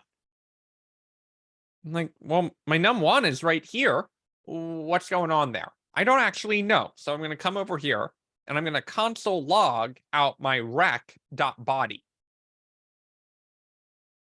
I go back over to my Postman. I hit the enter button again, and I go back down in my terminal, and its body is undefined. Come on, man. This is Express. This is the information's in the body. Get it out of the body. Well, the problem is Express doesn't know what is in the body. Is it form data? Is it binary data? Express doesn't know what kind of information we're sending into it. So what we need to do is tell the server, hey, you should use this thing called express.json. And what that is telling the server is that, hey, when some information comes in the body, attempt to parse it out as JSON and then store it in the body for us. So up on my line 6, after const server, I put my server.use express.json. Do not forget the parentheses after the JSON. Now, when I come back down here and rerun it in Postman, I finally get my sum coming out. Hey, usually with .json, is that parsing? Is that what you did? This with that? is Okay. telling Express to parse the body as JSON. Okay. And you might have to write on the wall for me, but what makes this method more powerful than the other two? Couple things. Great question. One of which is you notice we don't have to do any parsing here. Well, why don't we have to do any parsing? Because JSON has data types. If we put this in a string, it wouldn't work, right? We would still get our 48 sum. But because we can use different data types in JSON, that data type will get carried through, so the server will know num1 and num2 are actually numbers, they're not strings. The other thing that makes JSON more powerful is it's not just the data type that it keeps in mind. We can also send in nested objects or nested arrays, and JSON will still support all of that.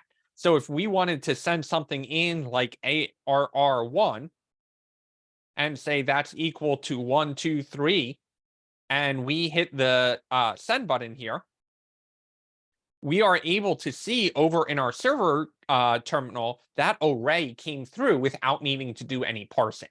So what makes JSON powerful is not only can we separate out those separate keys and pass through the data types, but our object that we're sending in the body could be as large as we wanted without running into issues. So that's why it's the more powerful one, is because all of those different data types can be sent in, and the backend, because it's using that JavaScript object notation, it has no problem parsing all of it out. I'm going to stop. Oh, go ahead. You can directly, add or remove information right in the body, like you did with the array. Yes. Yes. On the front end. Yes.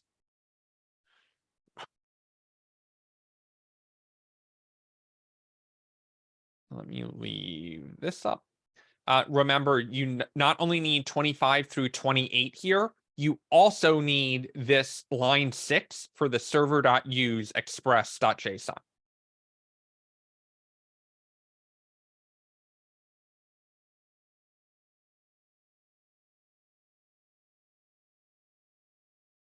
So to recap here, we've got 3 different ways of sending information into the backend.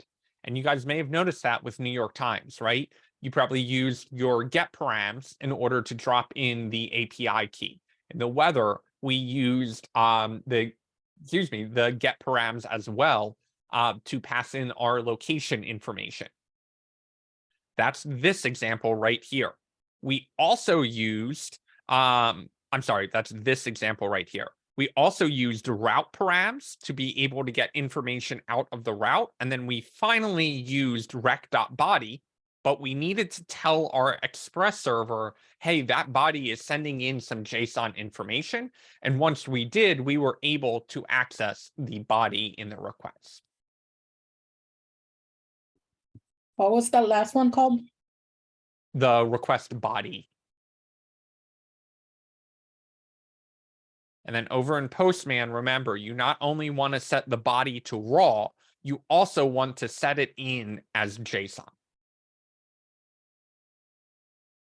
So query params, route params, and body. Okay, so what did we parse in the last one? On 25, we didn't have to manually parse it because it was already parsed out by Express in the JSON. Okay.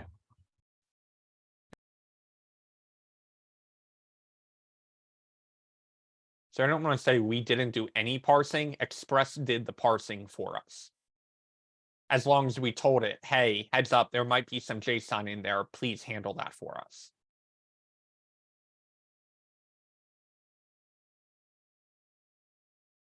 But Tony, I don't know if you noticed, we didn't have to use body parser. Yeah, I thought you were keeping it tight, being fancy. Express finally gave in and said, you know what, fine. Every single person who uses Express uses body parser. We'll just build it in. Finally. So, I was wondering earlier, if they're building all this stuff in, why do you still have to go in and manually update your package.json. Why don't they just do that for you? Because for the type module, because that will cause anyone who upgrades to the latest version of Node for their code to immediately stop working because the require and imports can't be used together. They will eventually, they'll tell people, hey, if you go up to this version of Node, we're just going to default to imports at a certain point. But they usually have like a grace period of a couple years before they start making a change that big. All right, any questions on this? We feeling good about all of this stuff? So is the body was being parsed Yes. automatically? Yeah, that was what I was trying to ask. I just didn't word it right. Sorry, yes. The body is automatically parsed because and only because we set it to JSON in Postman. Okay, so much better. Thank you. And we're going to see that more explicitly in the next thing that we do, Schneider. Jennifer. Hello. Hello. What's up? I can't find the mistake. Okay. And I don't have any errors. Share screen. Let's take a look.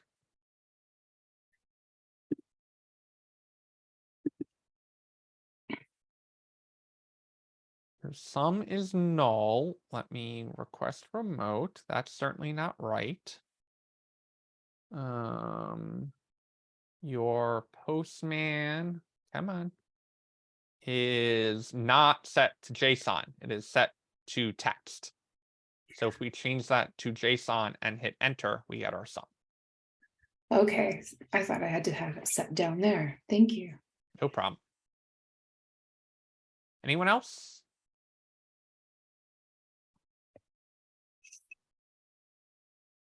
Okay, so I'm going back. Okay, so we've got all of our backend code here. Now, if you would like me to suffer a small stroke, you would break into my house and rearrange my windows, because I always have my front end code on the left and my back end code on the right. And that is something that just, I'm not kidding. I will stare at back end code for 20 minutes if it's on the left side of my screen and not realize that it's back end code because it's on the left side of my screen. So I'm saying that now because we're going to be writing a lot of front end code that interfaces with our back end code. So I'm actually going to close out of Postman. We're kind of done with Postman for now. What we are going to do is we're going to set up our first React app that is going to use our backend that we've already developed. So I'm going to take my index day 2. I'm going to move that over to the right. Now I'm going to go into my terminal, everyone's favorite happy place, and I'm going to CD space. Do not forget the space. I'm going to go into my day 2 folder, and I'm going to drag that over into my terminal. Now, this is worth noting. Usually your front end and your back end are in 2 entirely separate different folders. We're going to break that rule today, but rolling forward, our front end and back end will always be in separate folders. So I'm going to come over here. I'm going to hit enter, and I'm going to make sure my CD worked. I'm going to PWD and make sure that my printed working directory, PWD, is showing me my day 2. If it's not, your CD didn't work, try your CD again, make sure there's a space, make sure you hit enter at the end of it. Now that we've done that, we are going to npx, create React app, and I'm going to call this adder.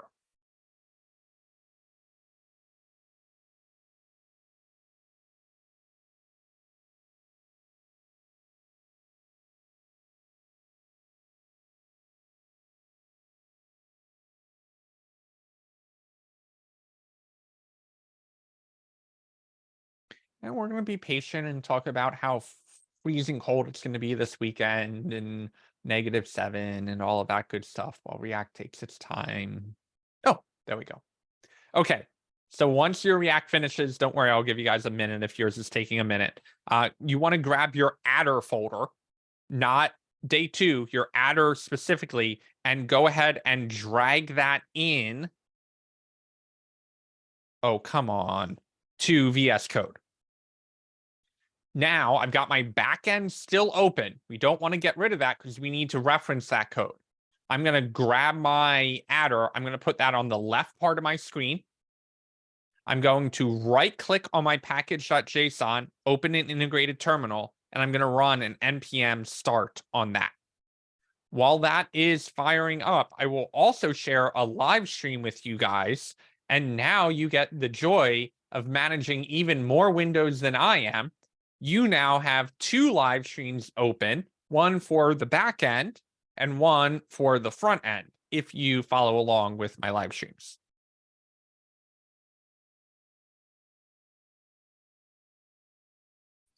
So just to be clear, are we opening the adder file in the same VS Code window as New window. You want 2 different new windows window? open. Okay. Yep. Okay. One that's with what all I'm your thinking. back end code and then one with your front end code. And where do we drag the adder file from? Once you npx create React app, it should make the adder for you from the terminal. You can grab that and drag and drop it into the VS Code icon. What rule are we breaking for today?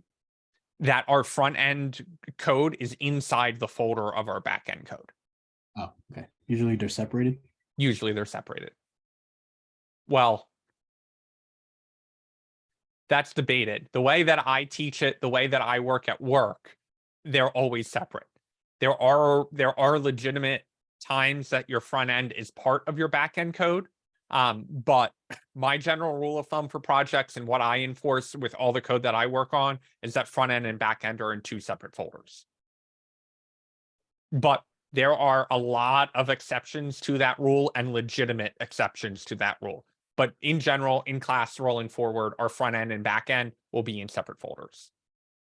Nathan and I actually talked about that for a good solid 45 minutes of whether it was better to teach one way over the other. But we did end up on 2 separate folders. Fly. Can you go over from the beginning, Max? Sorry, I missed it. So we opened up the terminal. We do a CD space. We grab our day 2 folder. We drag that into our terminal. We hit enter. We do a PWD and we make sure we're inside our day 2 folder. If we are inside our day 2 folder, we do our npx create React app adder.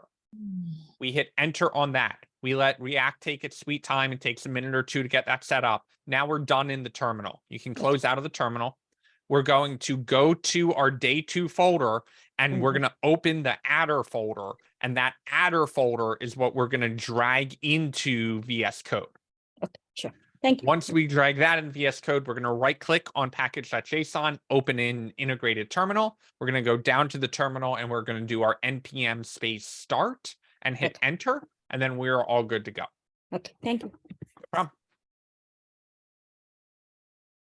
You needed the recover of it. Someone else probably did as well. And if they didn't, a lot of little steps. Good to hear it more than once.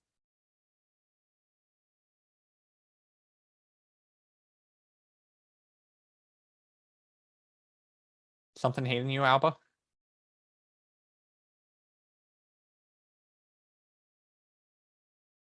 Trying to put the screens where they need to be. Because then I'm gonna get the code that you're doing confused with my code. There's a reason why we wait until week 18 to get into the back end, because normally at work, if I showed you how many windows I had open, you may need to run for the toilet. It's never pretty. And I'm not kidding. Like, I have sat at my computer for 10 minutes and went, how can we possibly have a response in the front end? And just realized at some point my front end and back end windows got moved in the wrong spot. Jordan.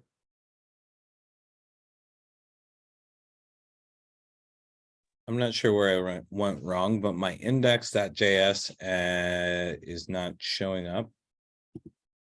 Share your screen.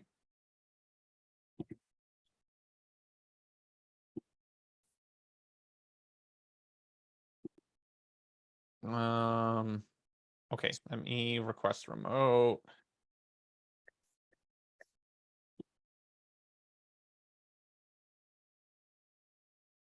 Nope. In here.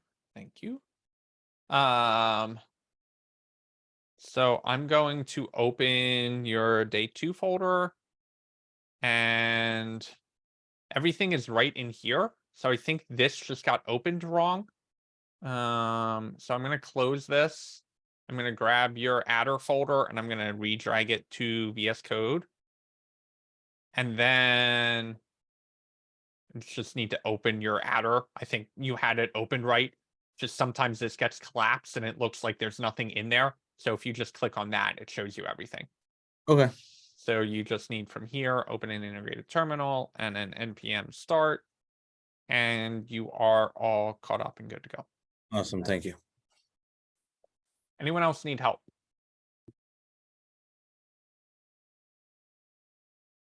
Okay. Now we get into the fun stuff. We've done this once. We've done this 1,000 times. We're going to go to app.css. We're going to delete everything out without actually deleting the file. We're going to go to app.js. We're going to delete out everything that's inside that div. Now, you may be asking, Max, why didn't we install the router? Well, we don't have multiple pages in this app. We're going to be working all off one page, so we don't need the router. However, if we were going to work on multiple pages, as most full stack projects are, you would install the router and you would go about that without any issues. And delete out my logo.svg because I don't need it. And now what we're going to do is we want some interface that allows the user to type in 2 numbers and to click the add button and have them be added together. Now you may be saying, Max, why don't you just add the 2 numbers together in the front end? That would be much easier. And to that, I would say, shut up, don't ruin my fun. We're going to make it full stack. So we are going to go through and we're going to build some input. And the type is going to be number. And I'm going to put placeholder text in here of num1. And then I'm also going to do another input. And that is also going to be a type of number. And the placeholder is going to be num2. And then finally, we're going to have some button that says add up.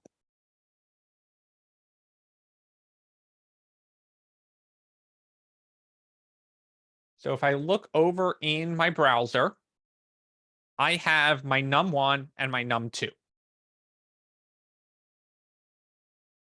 Okay. I'm going to do all of this code, and then I'm going to give you guys a break to catch up on it, because there's going to be a lot going on here. I would say pause if you're writing the code and just follow through the steps. So we're going to say number 1 on the React side of things, make interface with 2 inputs and button. Now, let's think like the user. Once I type in these 2 numbers, I'm going to click on this button. Okay, well, I need something to say, hey, the button was clicked, so that's going to do something. Now, number 2, make function for when button is clicked. And then number 3, link button clicked function to button on click. So I say on click, go run my button clicked. Okay, now I need to number 4, get my numbers that were typed in. Well, my inputs are down here, and I have no way of accessing those inputs. So what I need to do is add my value is going to equal num1, and my on change is going to say, hey, when you get that change event, set my num1 to the event.target.value. So I'm going to say number 4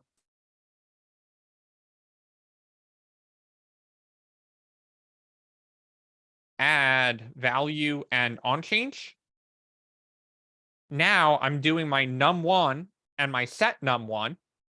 Now, remember here, I'm going to give you guys a chance to catch up. But right now, if you're reading one of these comments that I'm putting in and you're like, the fuck is he talking about?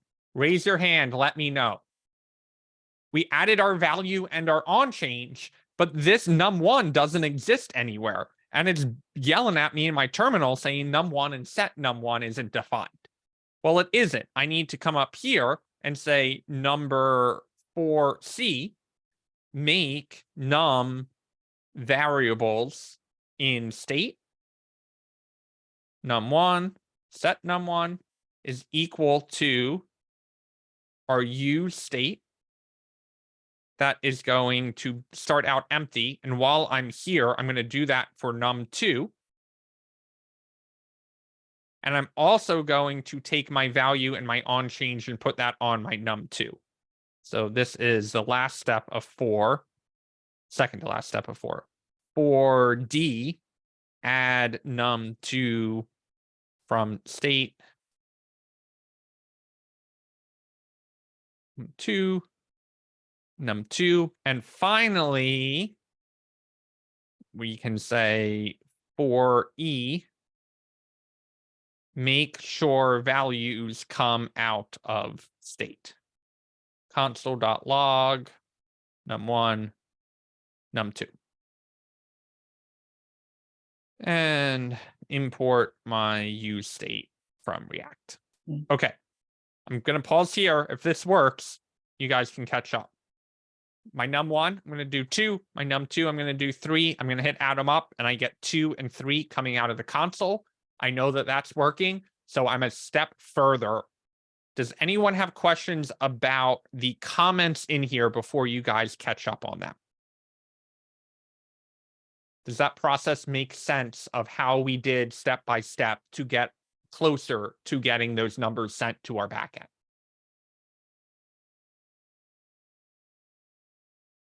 Because this is our whole front end interface, this is the perfect stopping point for tonight.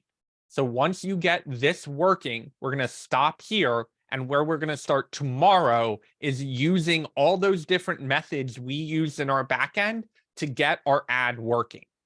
And just to give you a little bit of intrigue, once we finish this project, we go all the way back to the chat project, one of the first projects we did in React, and we make our chat project full stack. Cool. That's what's coming tomorrow after we finish up this interface. But if you can open your console, go to the open inspect, go to your console. If you can type in 2 numbers, click the add them up button and have them come out in your console, you're done for the evening. Go ahead and get out of here. I know that that is 42 lines of code, and that is not a small ask. So I will sit around as you catch up on them. What I would recommend you do, though, is don't type them in the order that I have them.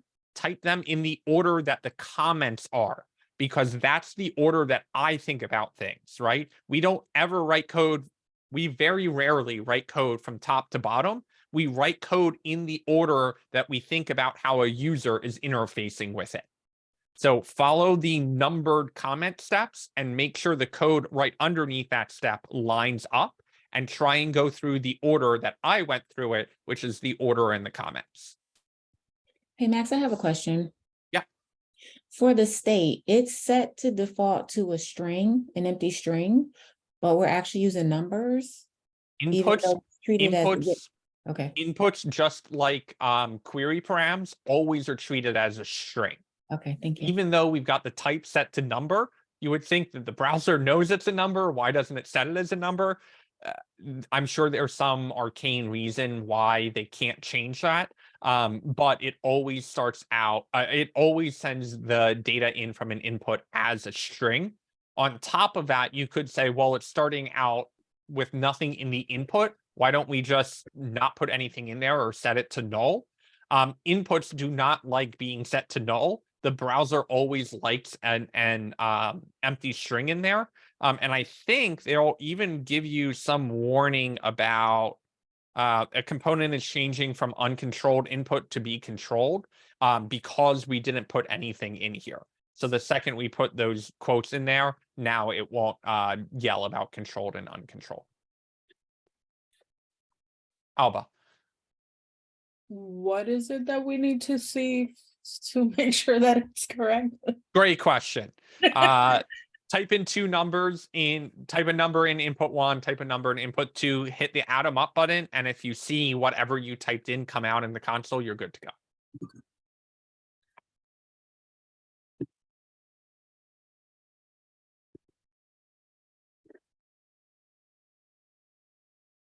And if you have that working, you can go ahead and head out. We're not going to be covering anything else tonight. I'm just gonna join the live share so that I can see this better. Yeah, sorry, we get to the point where I can't fit all the code on the screen anymore.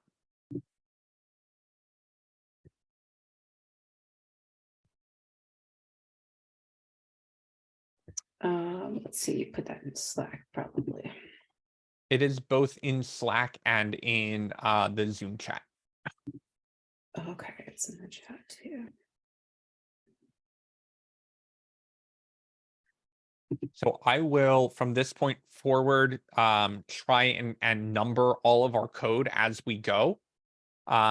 Even though your homework assignment this week is on SQL, it can be really good practice to go back through the code either later tonight or tomorrow morning and just kind of review those comments, right? Make sure you understand that. And if you don't, beginning of class is a great time to ask questions on that.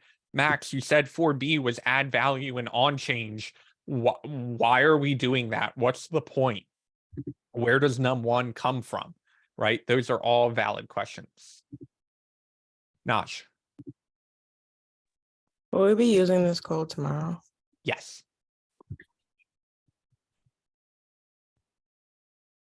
And I will share a copy of it at the beginning of class tomorrow. So even if you can't get it all working tonight, you can start with my code tomorrow.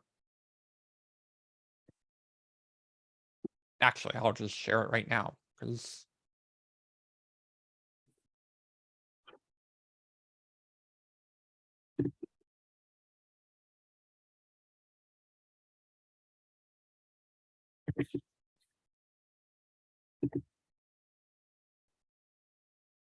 all of my code is now in the live stream if that is easier to reference in Slack.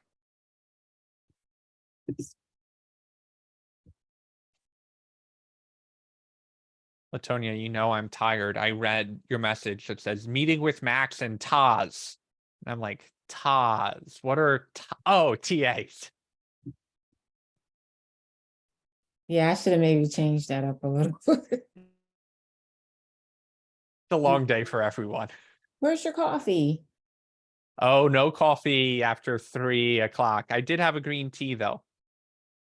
Could you please unhighlight? Oh yeah. Studio. I bet there's a way to turn that off in live share.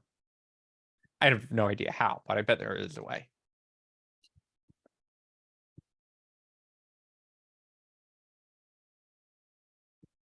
Oh, I should do that on my backend too. There you go.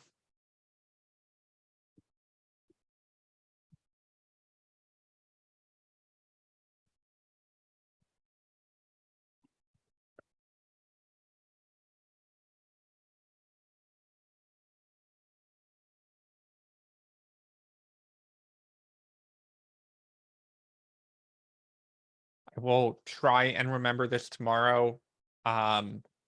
Caitlin posted a message into the student channel about the Erie 21 hiring event.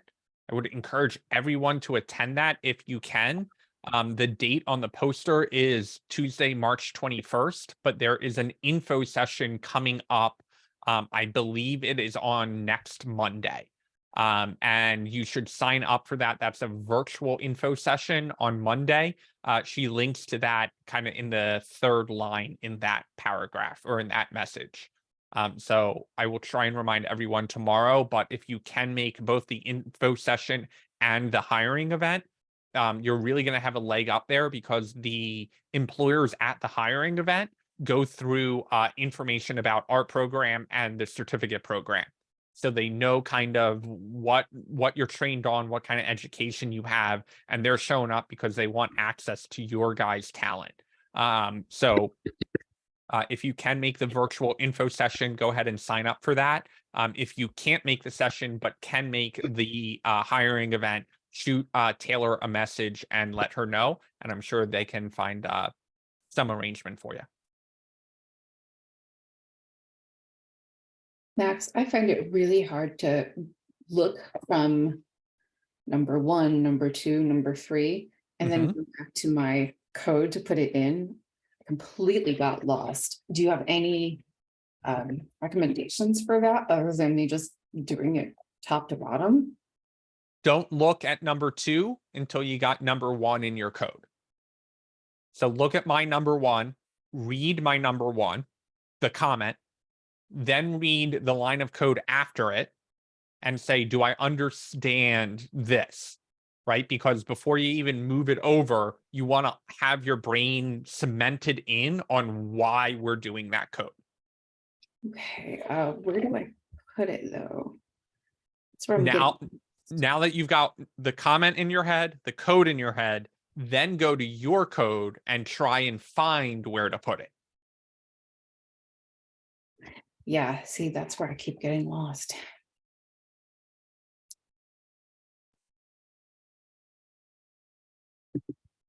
I might be keeping you here for a bit. One thing I will say is that my number 1 starts at,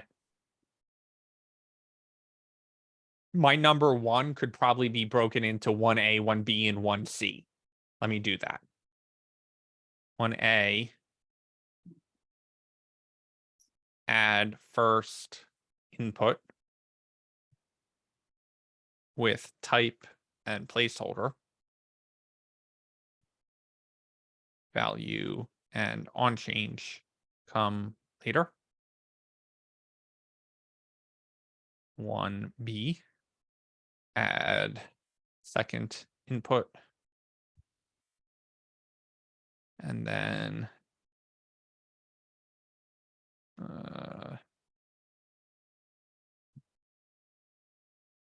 1C, add button, or let's say make button.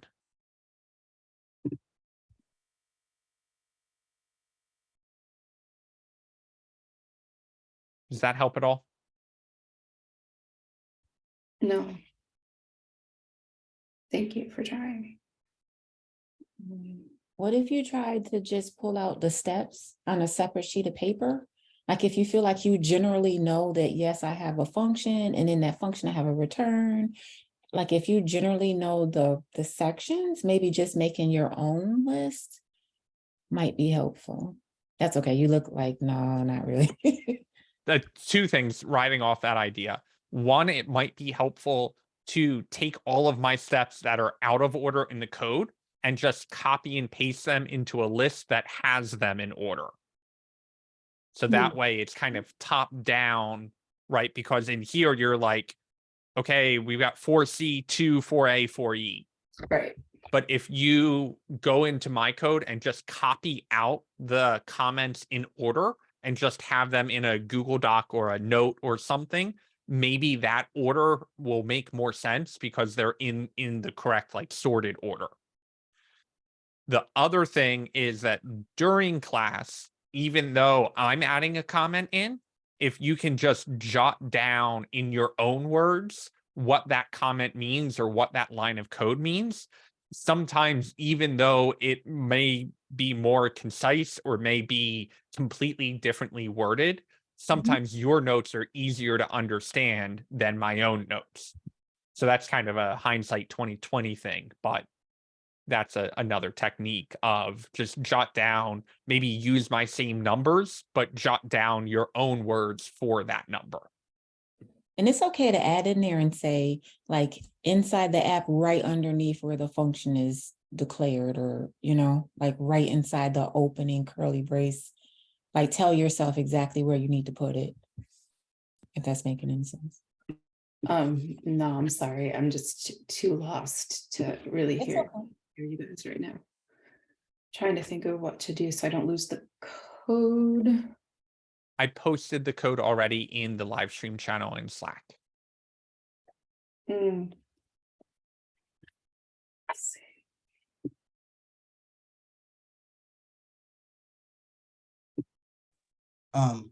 While we're on the topic of comments, I have some homeworks that are super commented. Should I take them out and hand them in so it can be easier to grade, or does it matter? Absolutely not. The more comments, the better, in my opinion. Oh. Comments show that you have understanding, and they're likely to get you a 3 on the homework assignment instead of a 2. So I wouldn't say that necessarily if you're working in a team of developers and you have a lot of senior developers. I wouldn't say leave all the comments in, but for the sake of learning in the class, definitely leave them in. Okay, thank you.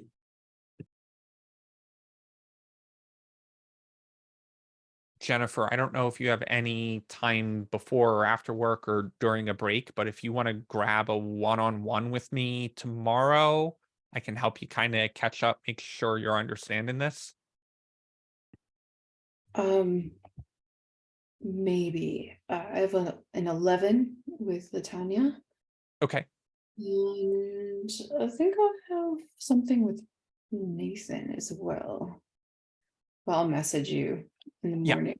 Yeah, that's fine. My Calendly will lock out and show no availability, but if you shoot me a Slack message, I can find a way to fit you in my schedule. Okay, great. So far, I was able to figure out like what you were doing when you went along to put it in my own code is where I'm struggling right now. Yep. So I'll just keep working on this. I put it in my notepad. Perfect. So it's the same. It looks like the same format.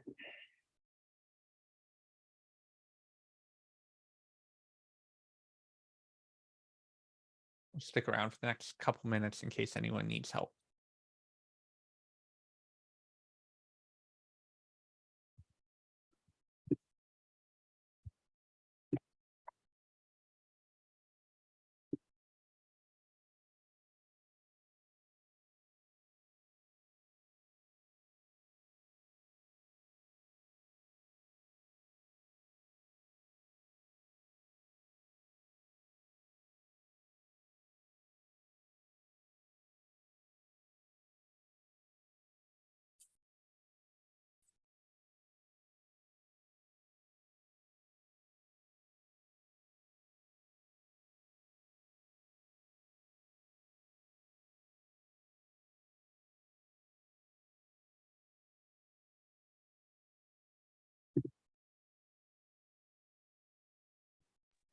Unrelated question. Have you ever used Stack Overflow to ask for questions?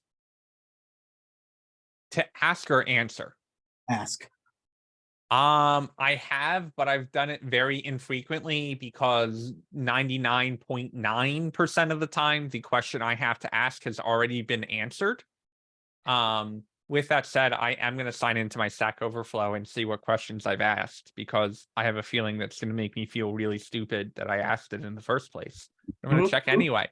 And I also want to know if they're going to be mean to you or not. They will only be mean to you if you did not search thoroughly for your answer before you posted a question. Okay. I've seen some responses and they just did not seem like happy. They were like, well, you didn't do this and you didn't give us that and don't do this, but it's very rare. I think I've maybe seen that 2 or 3 times, and I use Stack Overflow a lot.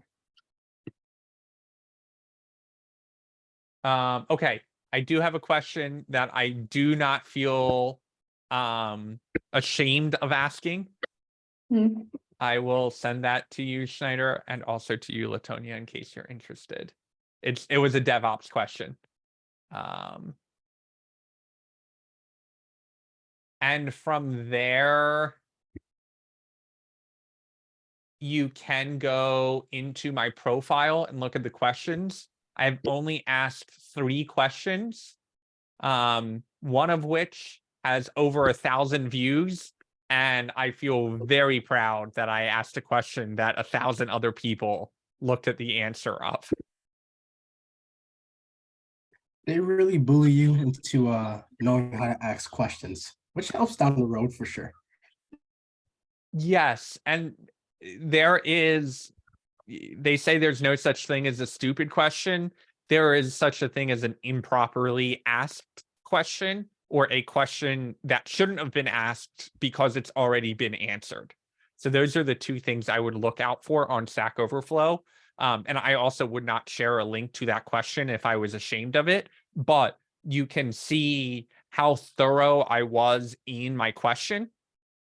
It's kind of like when someone messages me, hey, on Slack, and then no question after it. And I'm like, why would you send me hey? Like, send me hey with your question, because it, I may be in the middle of something that may take me a couple hours to get back to it, but send me your question with your hey. Don't wait, for me to say, hey, how's it going? And then ask your question. Which is just Slack is not the phone, right? You don't wait for someone to pick up and then, do your question all at once. So What would you recommend when you can't quite figure out what your question is? Like you know there's something wrong, you can see the error message, but you really can't figure out what your question is. You can send your code and the error message and put a note of like, it broke, help me fix. And that's enough. Yeah, a screenshot can help. Anything of just giving me some context. Yeah, you may not know. The question may just be, what's causing this error? And if you give me the error and the code, that's usually enough. But that is a great question, because so many times you don't know what you're asking for help with. I'm still learning how to Google. I think you guys. I do want to note though, if you message Max, you should really get to your question, because if he can answer it right away, he will. You won't have to wait. But if it's longer, he'll tell you like, oh, this is going to take a little bit more time. So like I'll get to it whenever, Or I'll say schedule a one-on-one, because, it's going to take a couple minutes. Brandon, go ahead. All right. Super quick. Would it be like, I just wanted to like run through the notes real quick and just make sure that I get it, because like I feel like I do. So would that, all right. Go for it. So That's why I keep the recording going. You may hit gold here, and elder students may want to watch it. Okay. So note 1, make the interface with 2 inputs. Share your screen for me, just so it's part of the recording. Oh, gotcha. Okay. So I got like really excited. I was like, wait, the ordering just finally made sense to me. All right. So make interface with 2 inputs and button. So the 2 places where you're going to put your variables, and then the adding button. Where's to make function for when button is clicked, the adding of the 2 variables when you click, add them up. Yep, you're right. Yep. And then number 3, link button clicked function to on click. So linking the function, the button clicked function to add them up is to the actual button. Yes. Yep. Okay. And then for A, get numbers that were typed in. Yeah, so then number variable 1, number variable 2. Where's B? Okay, add value and on change. So I guess this was the part that I just wanted a little bit more clarity on, because like I get it, but like almost. So I'll explain it, and then you can try and explain it back to me. The order of all of the 4s, no matter what the letters are, can be done kind of in any different order. But basically the way I think about it as, hey, for A, the button's been clicked already. Now I need to know what 2 numbers got typed in, and I need to know that for the first time at 4A. Okay. Now I go look at 4B, and I'm like, well, there's no way for me to go get the number from that input. So what I do is I put the value and the on change in there. The problem is, so the value is going to make the right number show up when it gets typed in. The on change is going to be listening for when the user types it in and is going to put whatever they type in into state. And then that sets the event target. Okay, okay. The problem is that for B, we use num1 and set num1, and that's not made anywhere. So we go up to for C and we say, hey, go make num1 and set num1 and tie that into state. Okay. And then what was the use state again? The use state is coming in from React. Use state is built into React to say state is just any variable that when it gets updated, it should show the updated value on the screen. Okay. So And it's a special kind of variable that you can't set directly, but whenever it is set using the right function, it automatically shows the user the new value. Okay. All right. And then So once at for C, now we have to rinse and repeat for D. We add in the same value in the on change, except now we've got it in state already. And now that we've done all of that in for E, we are able to access num1 and num2 because we've done for A through D. okay. Okay. Yeah, okay. That makes a lot more sense to me. Like it's still a process of just like getting my mind to just understand the order of things, but it's still getting in order. If it makes more sense to flip B and C, that is totally fine. If it makes more sense to make the variable in state first and then put the value on and the on change on, that is totally fine. Okay. Logically, that makes more sense to me, but I've done this so many times where I'm like, I know I'm going to have num1. I know I'm going to have a set num1. I don't have them declared yet, but I know what it's going to be declared as, and then I just go up and do it. But if in your head, C makes more sense to do first before B, then you can do it that way too. Okay. All right. Thank you so much. Oh my God. You got it for, was there a 5? No, Was we it? just finished with 4. No, you're good. You got it. Thank you. I can No, never no. remember what we did. Yeah. Have a great night. I'll see you tomorrow. Good work. Anyone else for questions?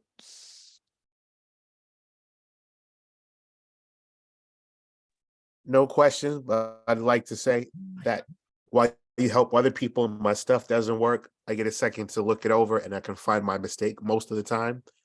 And that's where I find most of my victories of like, I found where the code was wrong. Even if I don't necessarily understand everything 100%, I know where the code was wrong based off a console log, this, that, and the third. And it's like, I fixed it, now it's working. And that is why I'm starting to push back and being like, no, you can't share your screen. Read the error to me aloud, right? What line number is that on? And I don't mean to do that to be a dick. I'm doing that to say, hey, when you're writing your own code, no one writes perfect code, right? I get my own errors. And when I was in rec.body, yeah, I was prepared and I knew that was going to be coming up. But you still want to see that thought process, my thought process of why can't I access the body? Let me go console log the body. The body isn't there. What do we need to do to set up the body? That's all kind of part of it, right? And so that's when I start to push back now that we're over that 3/4 mark. We are exactly 75% of the way through the program.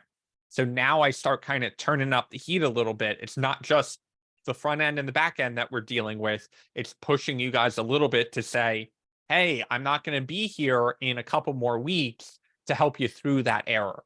So read it, see if you can understand it, because initially you would get something like cannot read null of undefined. And you were like, I've never heard the words null or undefined in my life. I have no idea what that means.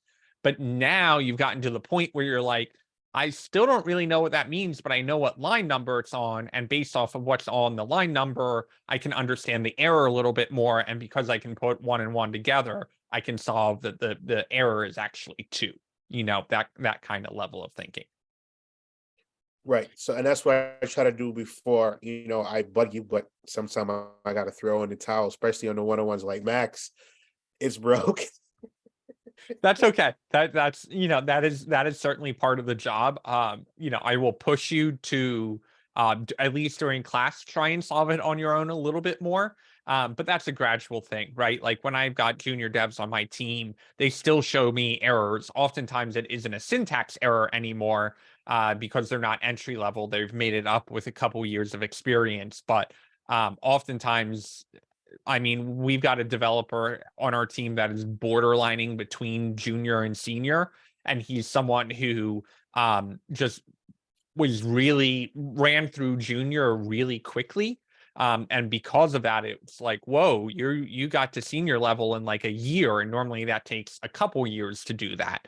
But every now and then there will be something that pops up where it's like, I don't know, I'm stuck. I need your help.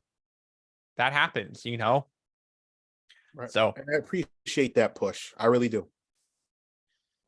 So thank you. Max, did you have the discussion about being at a certain point and not, like I remember you having a talk with our cohort saying at this point, you should not be having syntax errors. You should not be like breaking that down for us about where we should be as far as our growth. Did you do that with this cohort? Do you even know what I'm talking about? man, I wish I had written down what I had told you. We have a document for like capstone requirements to say, hey, you should be in React. You should have a couple pages linked. You should have your router set up.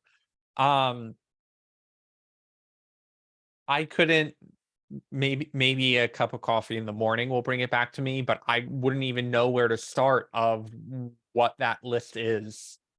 I mean, I know it's all on YouTube, but there's no way I would be able to find it in you know, and it's so tough because I can't say you shouldn't have syntax errors because then someone's going to raise their hand and go, you have a syntax error, it broke. And it's like, well, no, I don't mean you shouldn't have syntax errors. I mean that you shouldn't be writing multiple lines of code while you have a syntax error and then go back and fix it, right? Like, that's probably the most valuable thing to be able to say at this point is I'm going to write 1 or 2 lines of code, and then I know better. I'm going to stop and make sure those 1 or 2 lines are working before I keep writing other lines of code. And that's really hard to do when I'm writing 50 lines of code at once and you're like, you know, out of breath trying to keep up. It's like, all right, well, yeah, no wonder you have syntax errors. You're trying to code at my pace, which is something that took 10 years for me to get to, you know, like, but in general, when you're working on your capstone, you should be catching syntax errors within a couple lines because, you know, you're pacing yourself out, you're testing frequently, and then you're going back. Anyway,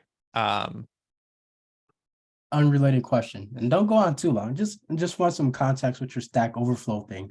Was that a server problem? yes. Oh, okay. Yes. It was,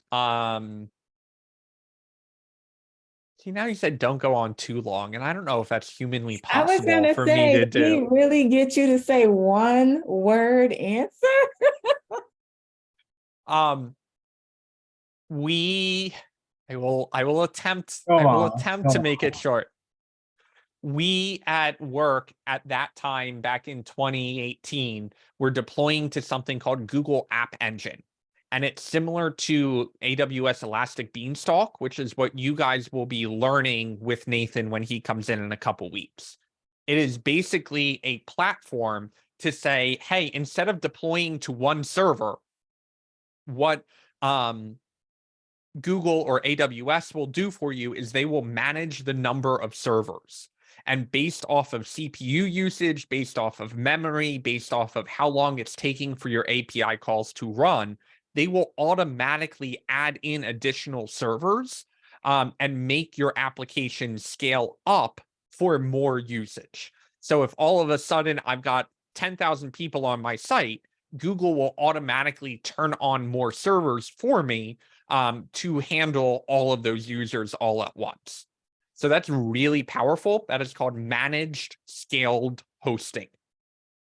The problem that we were having was we only had a couple users. And so we only had one server running at one time. And the problem is App Engine once a week would decide that, hey, we've got to reboot that server in order to install updates. And we were like, but that's our only server. So like before you shut it down, could you at least turn on another one and make sure it's running before you shut off my only server that's running? And so that was my question of, hey, I'm posting my configuration here because I don't want to just complain about the problem. And then you say, well, I don't know how to fix your problem if I don't know how your project is configured. And so I posted the log that was showing me that the server was restarting. I posted my entire configuration so you knew what was getting set there. And then I said, look, I get it why these servers are rebooting. Like I get why Google wants to update them and all of that stuff. But come on, Google, if I'm allowing you to turn on 2 servers, why can't you turn on the other server before you turn off my other server? Well, the problem is in order to ask Google for support for that, we have to pay for like $1,000 support contract.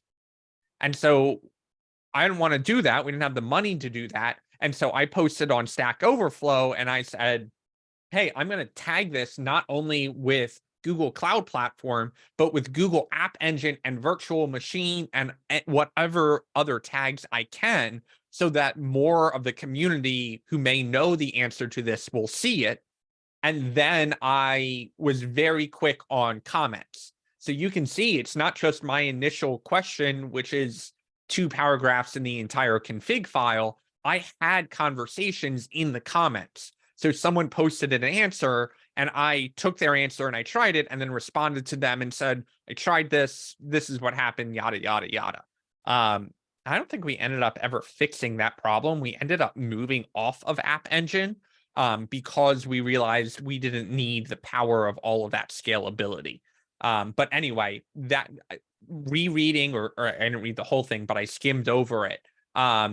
You can see that was a question worth answering on Stack Overflow. And even though it dates all the way back to 2018, 1,000 people have already opened my question and had a similar problem. I was just gonna notice that the Nick guy had a similar problem too. Secondly, rolling restarts. That's just when one server turns off, another turns on. That's what a rolling restart is. No, a rolling restart is, I wish that was what a rolling restart was. That was the whole point of the question. A rolling restart is just saying once a week on a rolling basis, the server will automatically restart. Okay. So it's like a recurring schedule restart would be another word for a rolling restart. Thank you. And yeah, I wouldn't have called it a rolling restart, but that goes back to my point of it being a well-asked question. It wasn't me just being like, my server's turning off, Google defuck, what's going on? I actually copied and pasted that line in from the log where it said restarting batch of VMs for version as part of rolling restart. And because I was explicit with that, now someone answering the question may say, oh, wait, I know a part of the Google documentation that references rolling restarts. Let me post that because the question asker may not have read that documentation. Okay. And I don't know if you gotta go, but one last thing. I have a one-on-one set for like a day from here. My weather app, I had everything working except the day. I don't know if I used the wrong API call or I'm just not looking at the arrays right, but it's weird. I'll plug in the information to get Monday, but instead of Monday, I'll get Tuesday. And I just can't find the Monday. Like 0 is supposed to be Monday, but it's Tuesday. Not necessarily. So the forecast data automatically starts like 8 hours out or 12 hours out. And so if you open that thing at 1 a.m. in the morning, your forecast data may start on let's say Tuesday, because Tuesday is today. But if you open it now at 9 o'clock at night, your first set of forecast data may not start until Wednesday. Oh, so so I'm guessing the answer is just change the days to better fit the forecast data. Like instead of Monday, Tuesday, Wednesday, do like Wednesday, Thursday, Friday, that type of thing. So we did some code somewhere in class to make the day of the week show up. Right, That's it when we would did the be- days and then we based it off of the day of week. Uh-huh. So if your data, if your forecast row is starting with either today or tomorrow, everything is working as it should be. All right, well, I'll check it out again, but yeah, that's gonna be our 101. That and making my ERD. I don't really know where to start. Yeah. Sure, no problem. Last call for questions.